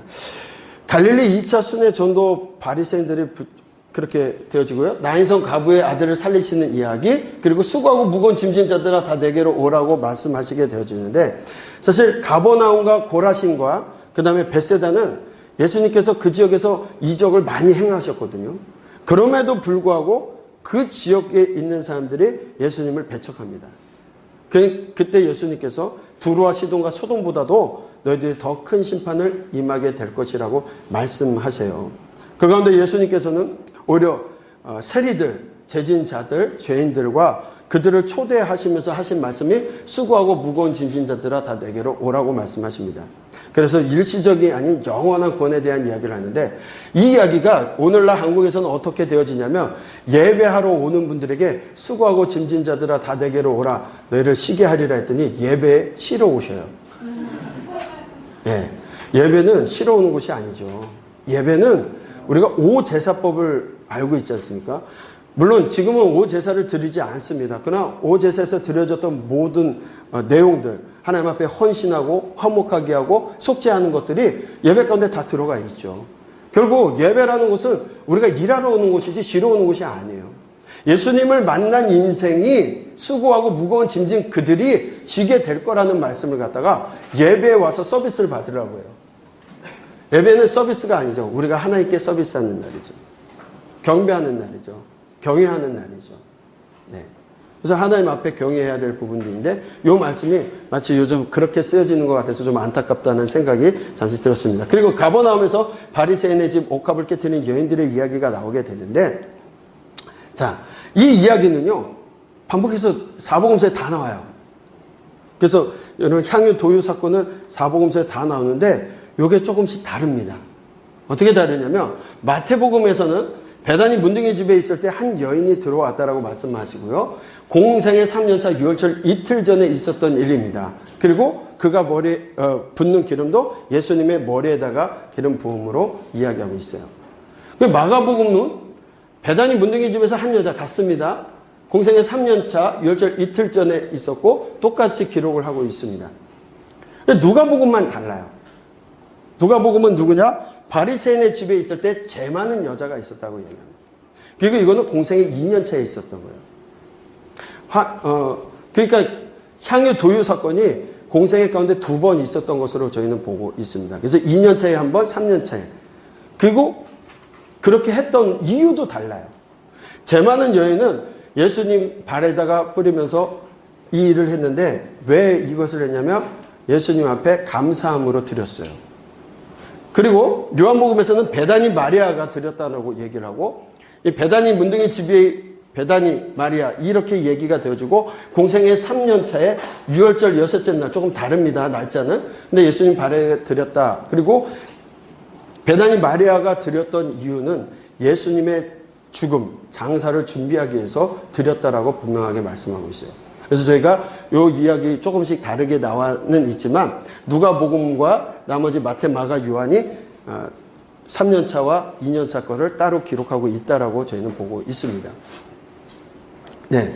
그 가운데 여러분들 이제 바리새인의 집에 죄 많은 여자, 그러면 뭐라고들 많이 생각하냐면 마리아라고 얘기해요. 어떤 마리아요? 마리아도 굉장히 많이 있습니다. 성경에는 마리아. 그러니까 우리나라에서는 철수와 영이란 이름이 많은 것처럼 마리아라는 이름이 굉장히 많았습니다. 근데 예수님의 어머니 마리아 아시죠? 예수님의 어머니 마리아도 있었어요. 또 마가의 어머니도 마리아. 마가가 누굽니까? 바울 선생님과 1차 전도여정에 갔다가 탈락했던 중간에 돌아왔던 사람이 마가복음의 기록자이죠. 그 어머니도 마리아예요. 그 다음에 글로바의 아내 작은 야고보와 요셉의 어머니 마리아가 있었고요. 나사로의 누이도 베다니 마리아가 있었습니다. 그리고 갈릴리 바다 근처에 살았던 막달라 마리아, 7 귀신 들렸다가 고침받은 마리아를 막달라 마리아인데, 많은 분들이요 이 죄 많은 여인이 막달라 마리아라고 얘기해요. 예수님께서 가늠하다 잡혀온 여인, 가늠하다 온 여인을 먼저 죄 없는 자들이 돌로 쳐 죽이라 얘기하잖아요. 사실은 예수님께 바리새인들이 시험하려고 왔어요. 만약 그게 죄라고 느끼면 그걸 깨우친 사람이 반드시 그 여인을 처형해야 돼요. 근데 예수님께서는 땅에 글 쓰시면서 죄 없는 자를 쳐라. 그때 다 도망가고 예수님도 죄가 없다라고 말씀하시죠. 어쨌든 그 여인이 막달라 마리아라고 생각을 하는 거예요. 여러분 그렇게 생각하시지 않으셨습니까? 죄 용서 많이 받은 여인이 막달라 마리아 아니에요? 다행입니다. 근데 과거에 이게 400년대에 그 교황 1세가 설교를 할 때 그렇게 얘기를 했더니 1600년이 지난 지금까지도 그렇게 얘기하시는 분들이 있어요. 막달라 마리아라고 되어져 있지 않고, 막달라 마리아는 7 귀신 들렸다가 고침을 받고 예수님의 제자처럼 따라다니면서 또 예수님이 죽으셨을 때도 목격하게 되어지는 여인, 또 예수님 부활하셨을 때 찾아온 여인 중에 한 명으로 되어져 있습니다. 그것만 조금 여러분들 기억하시고 가시면 좋을 것 같아요. 자, 이제 예수님께서 갈릴리 2차 순회 전도 가운데 갈릴리 바닷가에서 13개 중요한 비유의 말씀들을 주십니다. 마태복음 13장에 나오는 이야기를 보게 되니까 4가지 땅에 떨어진 씨 비유를 하게 되고요. 겨자씨 비유, 누룩 비유, 가라지 비유, 밭에 감춘 보화, 좋은 진주 비유, 각종 물고기를 모는 그물에 대한 비유들을 얘기하시고요. 마가복음 4장에 있는 등불과 등경 비유, 그리고 자라나는 씨 비유, 겨자씨 비유, 그리고 누가복음에 나오는 한 부자의 비유 이야기와 지혜로운 종과 악한 종에 대한 이야기, 열매 맺지 못하는 무화과 나무 비유, 이 비유를 통해서 천국에 대한 이야기와 하나님의 사람들이 어떻게 살아야 될지에 대한 이야기, 제자도에 대한 이야기들을 예수님께서 하시게 되어집니다. 자, 그 다음에 가다라 지방 데가볼리에 가셨다가 귀신 들린 사람을 고치는 이야기가 있게 되어지고, 바다를 잔잔케 하신 귀신 들린 사람을 고치시는 이야기, 그리고 혈루증 여인을 고치시고 회당장 야이로의 딸을 살리시는 이야기들이 쭉 되어져 있는데, 여러분 그 가다라 지방에 돼지 귀신 들린, 군대 귀신 들린 병자를 고치죠. 귀신 들린 사람을 고쳐요. 귀신을 쫓아내고 나니까 거기에 있던 사람들이 그것을 보고 환호하는 것이 아니라 두려워서 예수님을 떠나가시게 얘기를 하죠. 그리고 바다를 잔잔케 하시는 이야기들 되어지고, 그 다음에 이제 혈루증 오셔서 가버나움에서 혈루증 여인과 회당장 야이로의 딸을 살리게 됐는데, 여러분 우리가 구약의 레위기를 얘기하면서 뭐라고 얘기하냐면, 속화되어진 사람들이 거룩지 않는 부정은 제사법을 통해서 정결례를 통해서 정결해지고, 그 정결해진 사람들이 하나님과 더불어 살아가는 방법을 통해서 거룩해진다고 했잖아요. 그래서 이 과정을 거쳐서 거룩해지고, 그리고 반대로 속화되어지는 것은 분명히 쉽게 부정까지 갈 수 있다고 했어요. 혈루증 앓는 여인이 예수님을 만지면요, 예수님은 어떻게 돼야 돼요? 일반인을 만지면 부정해져야 돼요. 그런데 예수님은 혈루증 만진 여인이 예수님을 만졌을 때 오히려 부정으로 가는 것이 아니라 그 여인이 고침을 받게 되어지는 사건이 있게 되어지죠. 율법의 말씀이 반대로 예수님을 통해서 완성되어지고 하나님의 선한 뜻이 이루어지고 있다는 것도 요 역사 가운데 우리가 볼 수가 있을 것 같습니다. 가다라 지방 거라사 지역이라고 하는 것은 지명인지 종족인지 우리가 좀 살펴봐야 되는데, 바다 건너편 거라사인의 지방이라고 마가복음에서 나오고요. 마태에서는 가다라 지방이라고 되어 있고, 누가복음에서는 거라사인의 땅이라고 되어져 있습니다. 이게 같은 지역을 얘기하는데 이게 무엇인가 봤을 때 거라사는 여러 개의 도시나 마을로 이루어진 행정구역 가다라 지방의 한 마을로 보기도 합니다. 그래서 마가나 누가는 좀 좁게 이야기를 한 거고요. 마태는 넓은 지방명을 통해서 사용한 것으로 보여지게 되어집니다. 거라사는 오늘날 에라시라고 부르는 그 지역으로 보고 있습니다. 근데 그곳에 돼지 사육을 하고 있는데 유대인들은 율법에 의해서 돼지를 먹지 않습니다. 그리고 돼지와 가까이 하지도 않는데 이 미시나에서 보면 유대인들이 돼지를 사육하는 건 엄격히 금하고 있어요. 그렇다면 이 돼지떼들이 그만큼 많았다라는 것은 상업 목적으로 길러졌을 겁니다. 유대 땅에 거주하고 있는 로마 군인들을 위해서 아마 사육하던 것이 분명해지게 되는데 일반적으로는 그 돼지떼를 기르는 사람들이 뭐 이방인들로 보여집니다만 혹 로마인들에 의해서 그것을 반납하기 위해서 이렇게 돼지를 사육했던 좀 불경스러운 유대인이었을 것으로도 보여집니다. 그러니까 알 수는 없지만 돼지 사육에 대한 것들은 율법에서 엄격하게 금지하고 있는 일이었기 때문에 그 지역에서 돼지떼의 군대가 나오는 것이 유대 땅에서 바로 옆부분인데 그런 일들이 있었다는 거 다시 한번 좀 봤으면 좋겠습니다. 자, 이제 공생의 2년차 다시 한번 보겠습니다. 예루살렘 사역 올라가셨다가 38년 된 병자를 고치시고 아들 논쟁으로 인해서 바로 갈릴리로 가시고 갈릴리에서 12제자로 확정하시고 2차 갈릴리 순회 전도를 통하여서 많은 일들을 행하시게 되어집니다. 자, 3년차가 되어집니다. 6월절입니다. 어디 가셔야 되죠? 예루살렘에 올라가셔야 돼요. 근데 올라갈 수 있게 되어지나요? 올라갈 수가 없게 되어지죠. 그래서 예수님께서 가시지 아니하고 주변 이미 예루살렘의 상황은 예수님의 2년차 공생애 때 잠깐 올라가고 바리새인들한테 그런 논쟁에 붙으면서 예수님을 죽이고자 하는 일들이 있었어요. 그렇기 때문에 악화될 대로 악화돼서 아직 때가 이루어지지 않았음에도 불구하고 올라가실 수 없기 때문에 알고 계시기 때문에 예루살렘에 올라가시지 않습니다. 아직 때가 되지 않았기 때문에 갈릴리와 갈릴리 주변 이방 지역 사역에 집중하는 한편 제자도에 집중합니다. 남겨질 제자들이 어떻게 제자가 되어야 될지 제자 교육에 집중하시는 이야기가 공생의 3년차에 있게 되어지는 이야기들입니다. 자, 6월절에 갈릴리 사역 북부지방 가버나움을 중심으로 벳세다 근처에서 그리고 오병이어의 사건이 일어나게 됩니다. 하나님께서 오병이어의 사건, 자, 오병이어의 사건을 통해서도 여러분 하나 기억하실 게 있어요. 안드레를 통해서 아이의 도시락이 오죠. 오병이어. 물고기 5마리야? 아니죠. 떡 5개와 물고기. 여러분 졸고 계시지 않은 걸 확인했습니다. 자, 떡 5개와 물고기 2마리를 가지고서 몇 명을 먹여요? 5,000명을 먹이고 몇 광준이나 낙입니까? 12광준이나 낙. 많은 사람들이 그 생각을 해요. 그 12광준이 어디에 갔을까? 네. 아이에게 도시락을 건넸던 아이에게 줬을 것이다. 아니다. 12명의 제자니까 12명에게 줬을까. 아무런 상관없는 거에 너무 초점을 맞추고 있어요. 근데 오병이어를 통해서 예수님께서 누구시냐? 예수님이 바로 떡으로 오신 분이심을 보여주고 계시죠. 예수님께서 육적인 것만 먹이시는 분이 아니라 영적으로 먹이시는 분임을 또한 보여주고 계십니다. 벳세다 가버나움 근처에서 바다 위를 걸으셔요. 이 사건을 통해서 예수님이 무리를 걸으시는 거죠. 자연의 법칙, 하나님께서 창조하신 법칙을 깨고 있죠.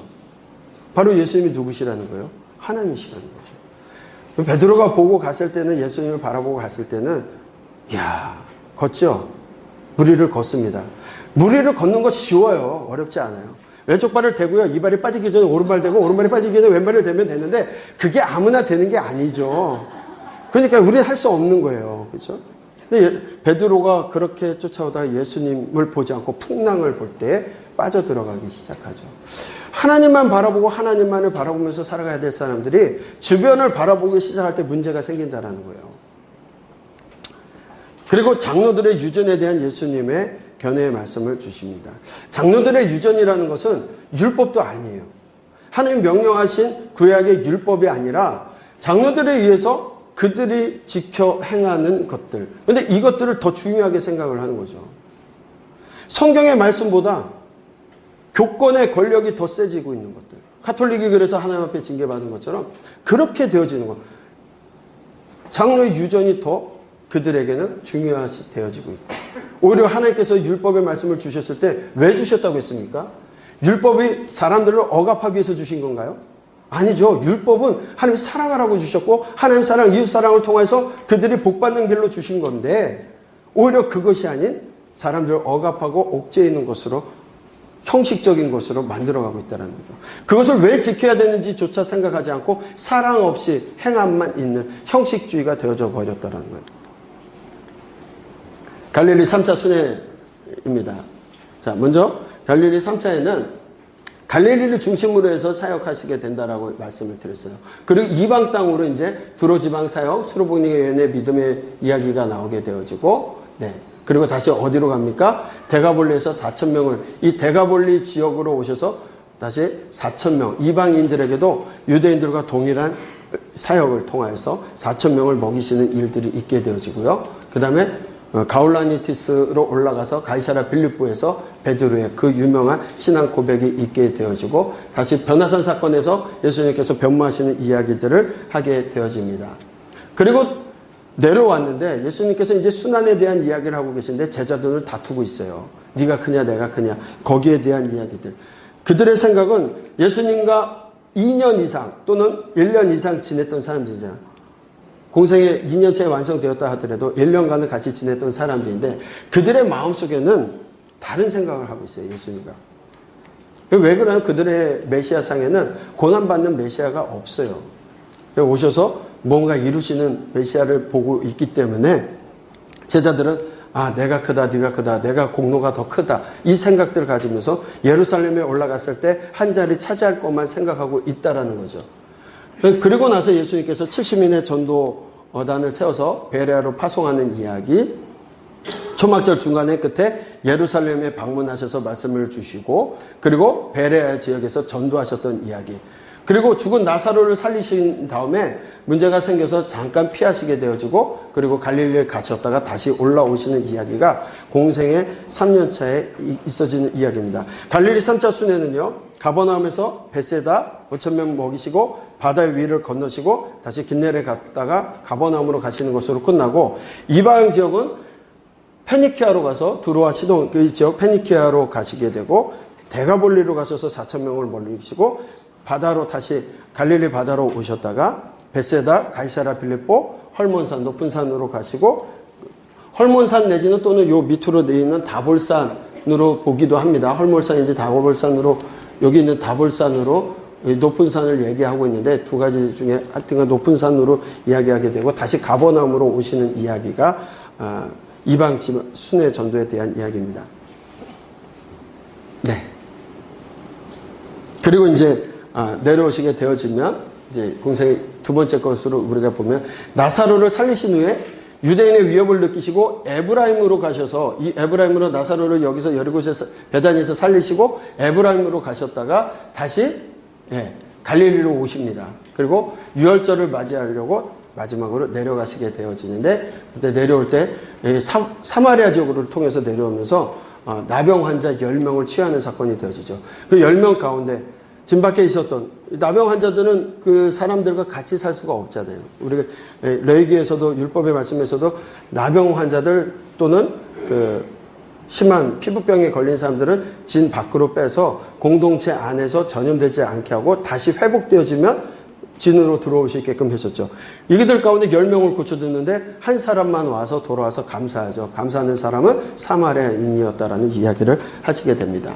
그리고 나서 베다니로 오셔서 어린아이들을 불러서 가까이 하시면서 어린아이들이 내게 오는 것을 금하지 말라는 말씀을 하시게 되어지고요. 그 다음에 부자 청년이 방문하게 되는데, 예수님께서 그 부자 청년에게 율법을 잘 지키고 있다고 하니까, 그렇다면 재산을 다 팔아서 가난한 사람들 주고 나를 따르라고 했을 때 그가 재산이 많은 고로 심히 고민하면서 돌아가게 되는 이야기가 있게 되어집니다.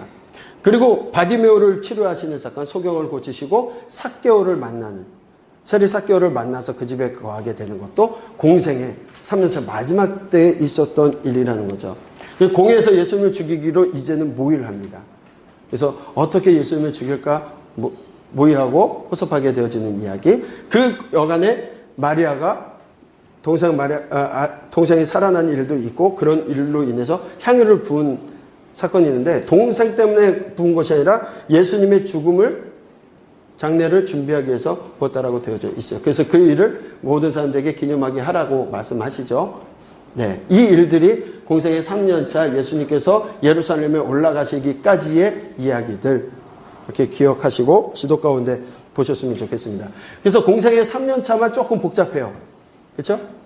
1년차, 2년차는 예루살렘, 갈릴리였잖아요. 근데 공생의 3년차는 예루살렘이 아니라 갈릴리, 이방지역, 베레아 갔다가 예루살렘에 오셨다가 다시 올라가셨다가 그리고 내려오셔서 베다니를 통해 가지고 이제 예루살렘에 올라가셔서 십자가에 달리시는 고난 받으시는 이야기들이 되어지게 됩니다. 이제 이 높은 산은 가울라티니스의 헐몬산으로 보는 견해도 있고요. 반면에 가이사랴 빌립보에서 6일 거리에 있다라고 해서 다볼산으로 보는 견해도 있습니다. 두 가지 다 그런 견해들이 있다라는 거 참고하시면 좋겠습니다. 갈릴리 3차 순회 전도입니다. 오병이어를 통하여서 여러분 잘 아시는 것처럼 오병이어를 통해서 사람들이 떡을 먹고 나니까 그들이 고백이에요. 이는 참으로 세상에 오실 그 선지자라고 고백을 합니다. 예수님의 3년차 공생에 여지껏 이적과 기적들을 많이 보여주셨는데 먹는 거 먹고 나니까 그때 하는 말이 이는 참 세상에 오실 그 선지자라고 얘기하면서 군중들이 예수님을 왕으로 삼을 것 같이 그렇게 하셔서 예수님께서 따로 나오셔요. 그래서 혼자 산으로 떠나가시게 되는 이야기. 기도하러 산에 올라가셨다가 밤 사경에 그러니까 오전 3시에서 6시 그 시간대에 바다 위를 걸어오니까 사람들이 유령이다 두려워하죠. 예, 그때 예수님께서 뭐라고 하세요? 내니 두려워 마라. 예수님께서도 똑같은 말씀을 하세요. 이제 요한복음에 가면 에고 에이미 표현을 하지 않습니까? 구약에선 하나님께서 뭐라고 했었어요? I am who I am. 나는 나다. 예수님 말씀은 내니 동일한 단어를 동일한 언어입니다. 사실 이제 히브리어와 헬라어로 바뀌게 되지만 그렇게 돼요. 예수님이 누구신지를 말씀하고 있다라는 거. 자, 그리고 나서 장로들의 유전에 대한 예수님의 견해는 제자들이 손을 씻지 않고 음식을 먹는 것들을 가지고 바리새인과 서기관들이 장로들의 유전을 따르지 않는다라고 예수님을 비난합니다. 네. 그러니까 무엇이 더 중요한지 예수님이 계신데도 하나님이 와 계신데도 불구하고 그들은 자기들이 만든 유전을 가지고 이야기하고 있다라는 거죠. 그 다음에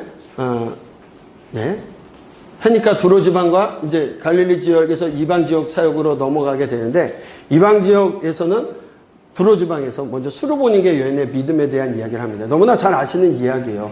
예수님께서 수르보니게 여인의 믿음을 보시고 얘기하시죠. 너는 주인의 상에서 떨어진 부스러기를 먹게 되는 그 사람이 누구예요? 개라고 표현하세요. 개. 이방인을 갖다가. 여기 존심상에서라도 안 먹겠죠. 예, 음식이라면. 근데 그 여인이 개들도 주인의 상에서 떨어진 부스러기를 먹고 삽니다. 얘기예요. 이 이방인을 개라고 표현했을 때 예수님은 이방인들에게는 안 된다는 얘기가 아니에요. 그렇죠? 예수님 한 번도 이방인과 유대인을 구별하지 않으셔요. 하나님이 그러셨던 것처럼. 이 개라는 표현을 하니까 옛날 구약의 사람의 한 인물이 생각이 나요. 누구 있죠? 개라는 표현. 갈렙의 이름이 개라는 표현이죠. 그가 누구였어요? 여호수아 갈렙. 수많은 이방 종들, 잡족들이 따라 나왔던 사람 가운데 하나가 갈렙이에요. 2인자가 됐던 그 사람. 태생적 유대인이 아닙니다. 그럼에도 불구하고 하나님 앞에 하나님의 선민으로 살아가고자 했을 때 하나님께서 그를 유대지파의 한 여호수아 갈렙이라는 그 출중한 인물을 만드신 것처럼 하나님 믿음의 고백 가운데 그들을 하나님의 자녀 삼아주시는 거죠. 네. 배가 불리는 4,000명을 먹이시는 사건이죠. 이방 지역에서도 동일하게 역사하고 계시다라는 거. 그리고 이제 가이사랴 빌립보에서 베드로에게 많은 사람들이 나를 뭐라 하느냐, 선지자요, 또 예언자요, 이야기를 하는. 그럼 너희들은 나를 누구라 생각하느냐? 그때 얘기했을 때 베드로가 얘기하죠. 이 고백. 너무나 잘 아는 얘기입니다. 근데 이 지역은요, 가울리아티스의 가이사랴 빌립보라는 지역이 분봉왕 헤롯이라는 사람이 헤롯 빌립이 로마 황제 티베리우스를 위해서 세운 도시예요. 기획적으로 다시 세워서 그곳을 바친 곳이 이 가이사랴 빌립보입니다. 그곳에는요, 어떤 곳이냐면 로마가 전쟁에 나가서 승리하며 그 승리한 지역에 신들을 갖다가 모셔놓는 판이라는 신전이 있었어요. 다신적인 곳에 로마가 가장 강력하고 그 가운데 신들을 다 갖다 놓고 거기서 분양하고 그런 곳들이 있었는데 그곳 앞에서 예수님께서 부르시는 거예요. 여론을 들으시고 너희들은 나를 어떻게 생각하느냐. 베드로가 고백합니다. 주는 그리스도시요 살아계신 하나님의 아들이십니다 라고 얘기했을 때 예수님께서 그걸 비밀로 하라고 말씀하시고 순환에 대한 이야기를 합니다. 바요나 시몬아 내가 복이 있도다 이것을 알게 하신 이는 네가 아니라 하나님이시다 라고 얘기하시는데 그렇게 극칭찬을 받았던 베드로가 예수님께서 순환당하신다고 하니까 안 됩니다 극구 항변해요. 그때 예수님께서 꾸짖으시죠. 그렇죠? 왜 베드로가 예수님 십자가 지실 거에 대해서 반대했을까? 그들에게는 고난받는 메시아상이 없어요. 그러니까 아니 예수님 분명히 이제 올라가서 뭔가 이루실 것 같은데 고난받고 순환당하실 것을 얘기하니까 말이 되지 않는 거죠. 이 부분에 있어서 베드로가 긋고 말리니까 사단아 물러가라 얘기하세요. 극칭찬 받았던 베드로가 사단아 뒤로 물러가게끔 말씀하시죠. 그리고 나서 예수님이 말씀하세요. 누구든지 나를 따르려거든 자기를 부인하고 자기 십자가를 지고 나를 따를 것이니라 라고 말씀하세요. 누구든지 예수님을 따르려면 자기를 부인하는 것, 자기를 부인하고 자기 십자가를 지고 따라오라고 말씀하세요. 십자가가 뭡니까? 십자가. 여러분에게 주어진 십자가는 뭐죠? 여러분 열심히 사역하는데도 사람이 모이지 않는 그것이 여러분 십자가입니까? 병든 여러분들의 건강이 여러분들의 십자가가 되나요? 십자가가 뭘까요? 당시 예수님이 말씀하시는 그 십자가는 당시에는 사형의 틀입니다. 예수님께서 말씀하시는 거예요. 너희들이 나의 제자가 나를 따르려거든 너희들 자신을 부인하고 죽을 준비하고 오라는 거예요. 십자가 지고 오라는 건 죽는 거예요. 죽는 거. 그저 어느 정도 내가 힘들고 고된 거 그거 얘기하는 게 아니라 죽은 거예요. 이미 제자들은 예수님을 따르려면 죽은 거예요. 죽은 사람에게 무슨 자기의 고백이 있고 죽은 사람에게 자기의 의가 있고 죽은 사람에게 자기의 영광이 있겠어요. 사도 바울 선생님이 자기가 그렇게 달려갈 길 달려가고 하나님께서 주실 면류관을 기대하며 전제된 삶을 살겠다라고 얘기했던 것이 바로 그런 모습이에요. 바울 선생과 같이 살아가는 자가 요한계시록에서 말씀하고 있는 이기는 자의 이야기거든요. 그렇게 살아가는 거예요. 예수님께서 자기 십자가 지고 따라오라. 가이사랴 빌립보의 판신전 앞에 있었던 이야기입니다. 그리고 이제 높은 산, 변화산 사건 아까 말씀드렸던 이야기고요. 그리고 있는데 예수님께서 순환에 대한 이야기를 하고 계신데도 불구하고 제자들이 돌아와 보니까 귀신을 내어쫓지 못하는 일들도 있었고요. 그리고 나서 하고 있는 것들이 뭐냐면 누가 크냐 내가 크냐 그 얘기하면서 예수님께 얘기하죠. 예수님 예루살렘에 올라가면 예수님 오른편에는 누구를 좌편에는 나를 이 얘기를 하고 있는 거예요. 그들은 예수님과 동행하고 보여주시고 사역을 통하여 예수님이 누군지를 알려주셔서도 보면서도 보지 못하고 들으면서도 듣지 못하고 깨닫지 못하는 거예요. 이런 일이 있었습니다. 보여줘도 듣지 못하고 알려줘도 깨닫지 못하는 일들이 있었어요. 그렇죠? 구약의 시대에 그러다가 패망한 것처럼 예수님의 제자 12명의 제자를 세웠음에도 불구하고 그 제자들조차도 예수님과 함께 사는 그 공생의 가운데 함께 있었던 영광을 누리면서도 예수님이 누구신지 제대로 깨닫지 못했다라는 거예요.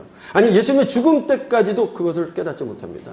그들이 변화되는 건 예수님이 약속하신 대로 성령님을 보내주시고 성령 받은 후에 그들이 변화되었어요. 그들이 변화되고 나니까 이제는 누가 크고 작은 것이 아니라 예수님을 위해서 복음을 위해서 자기 생명을 다해서 복음 증거자로 살아가게 된다는 것. 예수님께서 이런 그들을 보시면서 갈릴리에 오셔서 제자들을 훈련시키는 이야기가 그 이야기입니다. 유대 베레아 사역은 예수님께서 사마리아를 통과하시면서 제자되고 싶어하는 세 사람을 만나는 이야기, 또 70인 전도단을 둘씩 짝지어서 베레아 지방에 파송하시고 초막절 중간에 끝에 예루살렘 성전에 올라가셔서 가르치시는 이야기, 그리고 다시 마리아 마르다를 만나는 이야기. 이거 잘 아시죠? 마리아와 마르다가 예수님을 대접하려고 하는데 마리아는 열심으로 예수님 이야기를 듣고 마르다는 혼자 일하는 것이 불만스러워서 예수님께 같이 일하게 해달라고 했을 때 하나님의 말씀 듣는 것이 더 중요하다라고 말씀하셨어요. 정말 하나님의 말씀을 들을 때, 찾을 만할 때 찾으셔야 되는 거거든요. 예수님 지금 이제 앞으로 계속 계시는 것이 아니라 예수님은 사역의 마지막 부분을 가고 계실 그 분이 그 이야기를 하고 계시죠. 그리고 유대 베레아에서 예수님을 가르치시고 예루살렘에서 날 때부터 소경된 자를 고치시고 예루살렘 수전절의 성전에서 목자와 양에 대해서 설교하십니다. 수전절은 여러분들이 아시듯이 중간사회에서 이야기되어지고 그때 그 사람들이 성전에서 다시 이렇게 회복되어지고 나서 성전에 불을 켜는데 불을 켜려고 보니까 기름이 없는 거예요. 근데 찾다 보니까 봉인된 기름을 하나 찾았는데 그 기름을 부었는데 하루치밖에 없는 하루치밖에 없는 기름을 붓고 다시 똑같은 기름을 만드는데 8일이 걸리는데 그 기간 동안에 하루치밖에 없는 기름이 계속적으로 불을 밝혔어요. 하누카라고 해서 그들이 수전절을 기념으로 해서 지키게 되어지는데 그때 예수님께서 목자와 양에 대한 설교를 하러 올라가셨다는 거죠. 그리고 유대 베레아 나사로를 살리신 사건. 나사로를 살리시고서 그 일로 인해서 피해 가시는데 여러분 나사로를 살리는 이야기를 한번 보십시오. 나사로야 죽은 나사로. 나흘 만에 썩어서 시체 냄새가 날 것 같은 가족묘 이렇게 되어지는데 공동묘에 들어가면 그 안에는요. 사람이 죽어서 시체로 썩어지길 때까지 거기다 놓고 1년 정도 되면 다시 장사를 지내요. 유대인의 시체들이 다 썩은 다음에 다시 지내는데 그곳에 집어넣고 돌문을 막은 거죠. 근데 예수님께서 거기를 문을 열라고 하시고 말씀하세요. 나사로야 나오라. 왜 나사로야 나오라 했을까요? 죽은 자여 나오라 하면 거기 있던 사람들이 다 나왔을 거예요. 꼭 집어서 나사로야 나와라. 예, 웃자고 한 얘기입니다. 어쨌든 나사로를 살리시는데 그 일로 인해서 유대인들은 예수님을 죽이려고 공모하기 시작했다는 거죠. 그리고 10명의 남용 환자 사마리아 지역에 에브라임을 피신했다가 다시 갈릴리 가셨다가 사마리아 지역으로 내려오실 때 10명의 남용 환자를 고치시는 이야기, 예수님과 어린아이들 이야기, 아까 잠깐 그림을 보면서 말씀을 드렸습니다. 그리고 부자 청년 이야기도 있었고요. 바디메오를 고치시는 사건. 소경 바디메오를 고치는데 예수님께서 사역 가운데 소경을 고치시면서 이루어지는 이적, 표적들을 보게 되면 육적인 병들을 고치면서 예수님 기대한 건 영적인 병들을 고쳐지기를 바라는 거죠. 그런 일들을 보면서도 영적인 소경들은 보질 못해요. 예수님이 누구신지. 예루살렘으로 들어오는 길에 삭개오를 만납니다. 뽕나무라고 얘기하는 거. 돌무화과 나무에 올라가서 예수님을 바라보고 있었던 그 삭개오. 아마도 키가 작아서 다른 사람들이 가려서 보지 못하는 것 올라가서 그렇게 했다. 그래서 여리고 들어가면은 이게 그 삭개오의 뽕나무, 지금 뽕나무라고 표현을 하지만 뽕나무가 아니죠. 돌무화과 나무를 딱 기념해서 거기서 많이들 사진도 찍고 하는데 그곳입니다. 그리고 베레 사역 가운데 3개월간 예수님께서 사역하시는 동안 예수님을 죽이려고 모의하는 이야기, 마리아가 향유를 부는 사건들, 향유 부음 사건은 여러분들이 아까도 두 번의 사건이 있었다. 공생에 2년 차에 있었고 공생에 3년 차에 있었던 이야기다라고 말씀을 드렸습니다. 자, 예루살렘에 올라오십니다. 이제 예수님께서 죽음의 길로 들어가시게 되는 이야기가 되어집니다. 일요일날 낙이 타시고 예루살렘에 입성할 때 많은 사람들이 호산나 다윗의 자손이여 외치며 종려나무가지를 갖다가 흔들며 환영합니다. 그리고 며칠 지나지 않아 이제 예수님을 죽이는 쪽으로 공모해 가죠. 월요일 두 번째 성전 숙청을 합니다. 성전 숙청도 두 번에 있었습니다. 첫 번째는 공생 1년차 첫 번에 하고 공생의 3년차에 올라가서 여전히 장사하고 있는 그들에게 성전을 청결하는 사건들이 있었다. 그리고 무화과 나무 예수님께서 보시고는 열매 맺지 않는 무화과 나무를 갖다 저주하셔서 말라지는 이야기. 여러분 무화과 나무가 상징하는 것이 뭡니까? 그냥 단순히 무화과 나무 왜 열매 없다고 싹 죽이시는 것이 이 또한 이적이거든요. 표적이라고 하는 것은 예수님께서 이걸 통해서 보여주시는 것들이 있는 거예요. 어떤 기적과 이적을 통해서 예수님 보여주시는 걸 표적이라고 하는데 무화과 나무라고 하는 게 이스라엘을 향하여 구약의 이스라엘을 무화과 나무라고 늘 말씀하세요.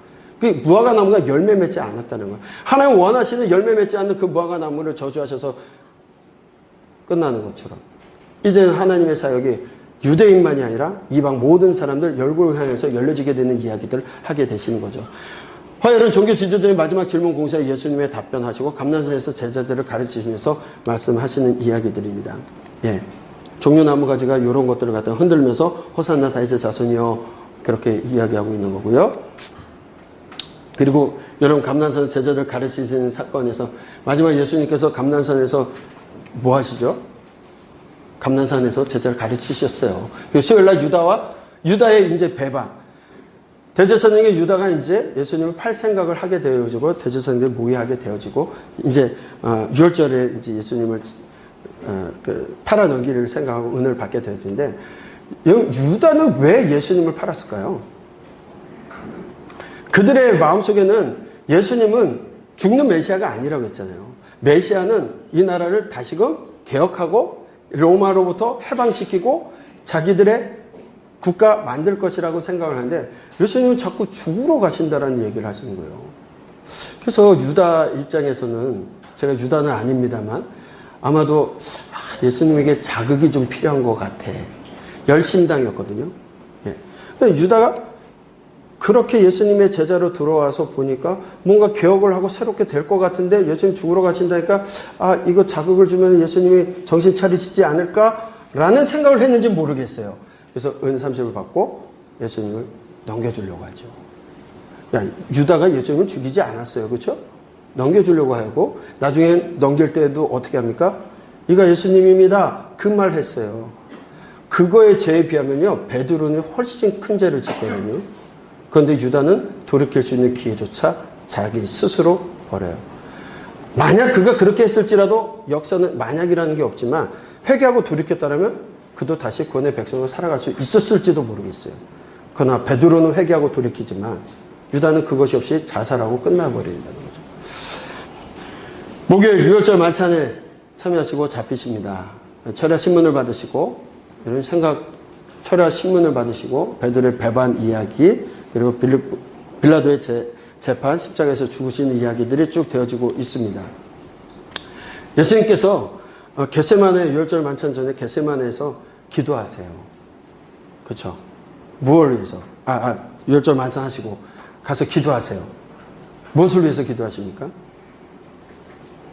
예수님이 이곳에서 기도하는데 제자들에게 너희들 깨어있으라. 그리고 이를 위해서 기도해달라고 하고서 나가서 기도하시고 오니까 3번을 거쳐서 하는데 제자들이 자고 있어요. 너희들이 한시도 깨어있지 못하느냐 하면서 기도하시는데 예수님의 땀방울이 핏방울이 될 정도로 고뇌하면서 기도하셨다고 해요. 그러니까 많은 사람들이 어떤 기도를 하냐면 예수님 이 잔을 하나님께 기도할 때 이 잔을 내게서 어떻게 얘기하시죠? 지나가게 하시옵소서. 그러나 나의 원대로 마옵시고 하나님의 원대로 하시기를 원하요. 이 잔이 뭘까요? 많은 사람들이 예수님의 죽음에 대한 공포 때문에 그렇게 기도했다라고 얘기를 해요. 정말 그럴까요?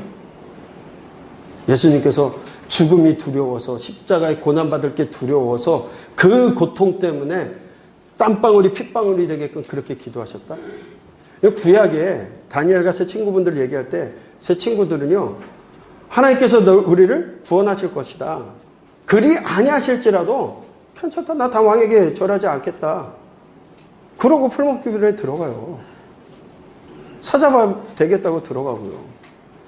여러분들 예수님을 믿었던 사람들도 뜻을 정한 그 사람들도 죽음을 두려워하지 않았는데 근데 예수님, 하나님이신 예수님이 죽음이 두려워서 고뇌하면서 그렇게 기도했다 말도 되지 않는 일이죠. 예수님 그러면 이 잔을 여기서 옮겨달라는 건 뭘까요? 하나님께서 보내실 때 영접하는 자, 그 이름을 믿는 자들에게 하나님의 자녀가 되는 권세를 주셨다라고 얘기했고 하나님께서 영접하기를 원하셨는데 그들은 하나님을 영접하는 것이 아니라 죽음으로 몰아가는 거죠. 예수님의 기도를 좀 다시 한번 생각을 해보셨으면 좋겠어요. 그들이 받아들이지 않고 하나님의 뜻에 멀어져 가고 하나님을 버리는 오신 하나님을 알아보지 못하는 그걸로 인해서 눈물 흘리고 기도하시는 거지. 죽음이 두려워서 기도했다. 저희는 그렇게 생각하지 않습니다. 예루살렘에서 잡히시고요. 죽음을 당하십니다. 자, 목요일날 제자들 유월절을 준비하고 유월절 만찬을 드셨고요. 그리고 겟세마네 동산에 가셔서 기도하시다가 동산에서 체포당하시고 제자들은 다 도망갑니다. 베드로도 뭐라고 했죠? 예수님, 다른 제자들은 다 버리고 떠날지라도 저는 예수님을 끝까지 따르겠습니다. 그랬는데 제자들은 다 도망가고 베드로는 쫓아가요. 재판 받는 자리까지 쫓아가는데 그곳에서 3번 부인합니다. 너도 거기 같은 일당 아니야? 아니야. 첫 번째는 좋게 얘기합니다. 두 번째는 뭐라고 합니까? 저주하며, 내가 그 사람을 어떻게 알아? 저주하며 부인합니다. 세 번째는요, 욕하면서 부인해요. 베드로의 세 번의 실패의 모습이 그저 부인한 것이 아니라 예수님을 저주하면서 욕하면서 부인했다라고 되어 있어요. 네. 그런 베드로, 실패한 베드로지만 요한복음 21장에 가면 예수님께서 그를 다시 회복시키시고 사역을 주시는, 사명을 주시는 모습을 보게 되죠. 첫 번째 재판 대제사장 장인 안나스 앞에서 받게 되고요. 두 번째는 대제사장과 산헤드린에서 되어지고, 세 번째는 산헤드린에서 절차를 합법화 시키려고 하기 위해서 드려지는데, 이것들이 다 불법이죠. 불법적인 지금 재판이 이루어지고 있는 겁니다. 그리고 오전 6시 30분 네 번째 재판 빌라도 앞에서 되어지는데, 빌라는 분명히 뭐라고 얘기하냐면 예수님께서 죄를 찾지 못한다라고 해요. 그럼 빌라도는 어떻게 해야 되냐? 놔줘야 되는 거예요. 그런데 폭동날 것이 두려워서 예수님을 십자가에 달아 돌아가시게 하죠. 빌라도가 왜 그랬을까요? 총독이. 그 사람이 지금 와 있는 이유가 지배하는 그 국가에 폭동이라든가 전쟁이 일어나지 않게끔 그런 역할들을 해야 되는데, 거기서 시끄러운 일들이 일어나면 자기가 파면당할 수 있는 거거든요. 그러니까 비겁해지는 거죠. 그 부인이 꿈속에서 이는 의니까 건들지 말라는 식으로 얘기했음에도 불구하고 이 사람은 뭐 하죠? 예수님을 넘겨주죠. 나중에. 예. 여섯 번째 재판에서 그러죠. 다섯 번째 재판은 헤롯 앞에 갔다가 조롱만 당하고 오시고요. 빌라도 앞에서 채찍질 당하심으로 고난 받으시는 이야기. 그리고 오전 9시에 십자가 체험을 당하십니다. 오후 3시에 6시간 만에 다 이루었다고 외치시고 돌아가시게 돼요. 성전 휘장문이 갈라집니다. 성전 휘장이 그때도 말씀드렸습니다. 남자의 손 두께 넓이로 해서 3cm부터 15cm 되는 그 휘장, 하나님 앞에 나갈 수 있는 것, 대제사장만 들어갈 수 있었던 그 성소의 지성소를 구분했던 그 휘장이 갈라지면서 이제 앞으로 예수 그리스도 통해서 그 누구라도 하나님 앞에 나갈 수 있는 제사장 삼아주시는 일들이 되어지게 되어지죠. 옆구리를 창으로 찔리시고 군병들이 두강도에 다리를 부러뜨려 죽음을 하나입니다. 예수님은 다리를 꺾지 아니하고 말씀대로 옆구리를 찔러서 돌아가십니다. 아리마다 요셉이 함께 장례를 준비하고 무덤에 묻게 되어집니다. 그리고 유대인의 토요일 안식일이 지나게 되어지고요. 그 안식일 동안에 로마 경비병을 세우고 무덤을 봉하게 되어집니다. 그리고 유대인의 일요일이 되었을 때 지진이 나고 천사들이 돌을 굴려서 경비병들이 그 일로 인하여 기절하게 되어지고 예수님이 부활하시는 일들이 나타나게 됩니다. 여자들 무덤에 가고요. 마리아와 살로메에게 예수님께서 만나시고 나타나셨습니다. 부활체에 예수님이 보여주시고 막달라 마리아에게도 나타나시고 베드로에게도 나타나셨다라고 되어져 있습니다. 네, 이 안토니오 요새는 빌라도의 재판했던 곳으로 보여지고요. 예수님께서 십자가에 달리실 때 십자가에서 7원에 대한 이야기, 아버지 저들을 사하여 주시옵소서 자기들이 하는 것을 알지 못하나이다. 예수님께서 돌아가시면서도, 예수님께서 십자가에 달리시면서도 그저 백성들, 이스라엘 백성들, 그 죄 많은 사람들을 기억하시고 그들을 위해서 기도하시는 모습들을 보게 됩니다. 두 번째, 내가 진실로 내게 이르니 오늘 내가 나와 함께 낙원에 있으리라. 옆에 있던 그 강도를 가지고 우편에 있던 강도. 그래서 여러분들 우편의 강도, 이거 한자 공부하시는 분들이 그렇게 해요. 세상 세자를 보면은 십자가가 있고 그것이 우편과 연결되어 있고 하나는 떨어져 있잖아요. 그래서 세상이라 예수님을 믿는 사람과 안 믿는 사람은 둘로 구분된다. 세상은 딱 두 가지밖에 없다. 그 얘기를 하시죠. 네, 처음 듣는 이야기죠. 자, 여자여 보소서 아들이니이다 라고 얘기했고요. 그 다음에 엘레 라마 사박다니 나의 하나님 어찌하여 나를 버리셨나이까 말씀하시고요. 내가 목마르다 다 이뤘다. 아버지의 내 영혼을 아버지 손에 부탁하나이다. 이렇게 말씀을 하시고 십자가에 달려 돌아가셨다가 3일 만에 부활하십니다. 부활 후에는 예수님께서 예수님이 부활하셨고 그 무덤을 지켰던 파수꾼들이 예수님 시체가 없어졌다고 얘기하죠. 부활에 대한 이야기를 하게 됩니다. 그리고 엠마 도상에서 예수님의 제자들에게 나타나셔서 그들에게 말씀을 깨우치게 하여 주시고 제자들에게 나타나십니다. 이 제자들에게 나타나실 때 11명의 제자들이 다 있었던 게 아니죠. 예, 가룟 유다는 죽었고 그 다음에 도마는 없었어요. 그때 이제 예수님이 찾아오셨던 것을 얘기를 듣고 도마가 얘기하죠. 아니 얘네들이 다 환상 가운데 있나? 나는 예수님 보지 않으면 믿지 못하겠어 라고 할 때 예수님이 또 찾아오세요. 그리고 도마에게 너가 본고로 믿느냐? 보지 않고 믿는 자가 더 복되다고 말씀하시면서 예수님의 옆구리에 창과 창 찔린 자리와 그 다음에 손바닥에 못자국을 보여주시면서 보고 만지고 믿으라고 얘기하는데, 도마는 그 위에 그것을 만졌다라는 얘기 없고 그 자리에서 예수님에 대한 고백을 해요. 주는 나의 하나님이십니다. 도마를 의심 많은 도마처럼이라는 찬양 때문에 그런지 의심을 한 번 했는데 계속 의심한 것처럼 얘기를 해요.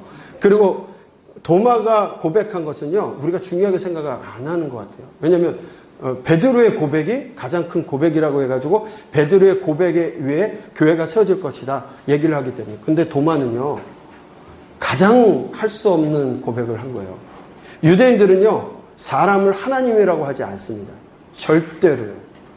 하나님의 아들, 신의 아들이라는 것은 굉장히 위대한 사람, 선지자, 왕들을 갖다 신의 아들이라고 표현도 해요. 근데 도마처럼 당신은 나의 하나님이라고 얘기할 수 있는 것은 정말 하나님으로 인정했다라는 거예요. 도마의 고백이 굉장한 고백이에요. 유대인으로서는 할 수 없는 고백을 했음에도 불구하고 우리는 의심 많은 도마만 너무 강조가 되어서 도마 이야기가 그렇게 되어지고 있다라는 거죠.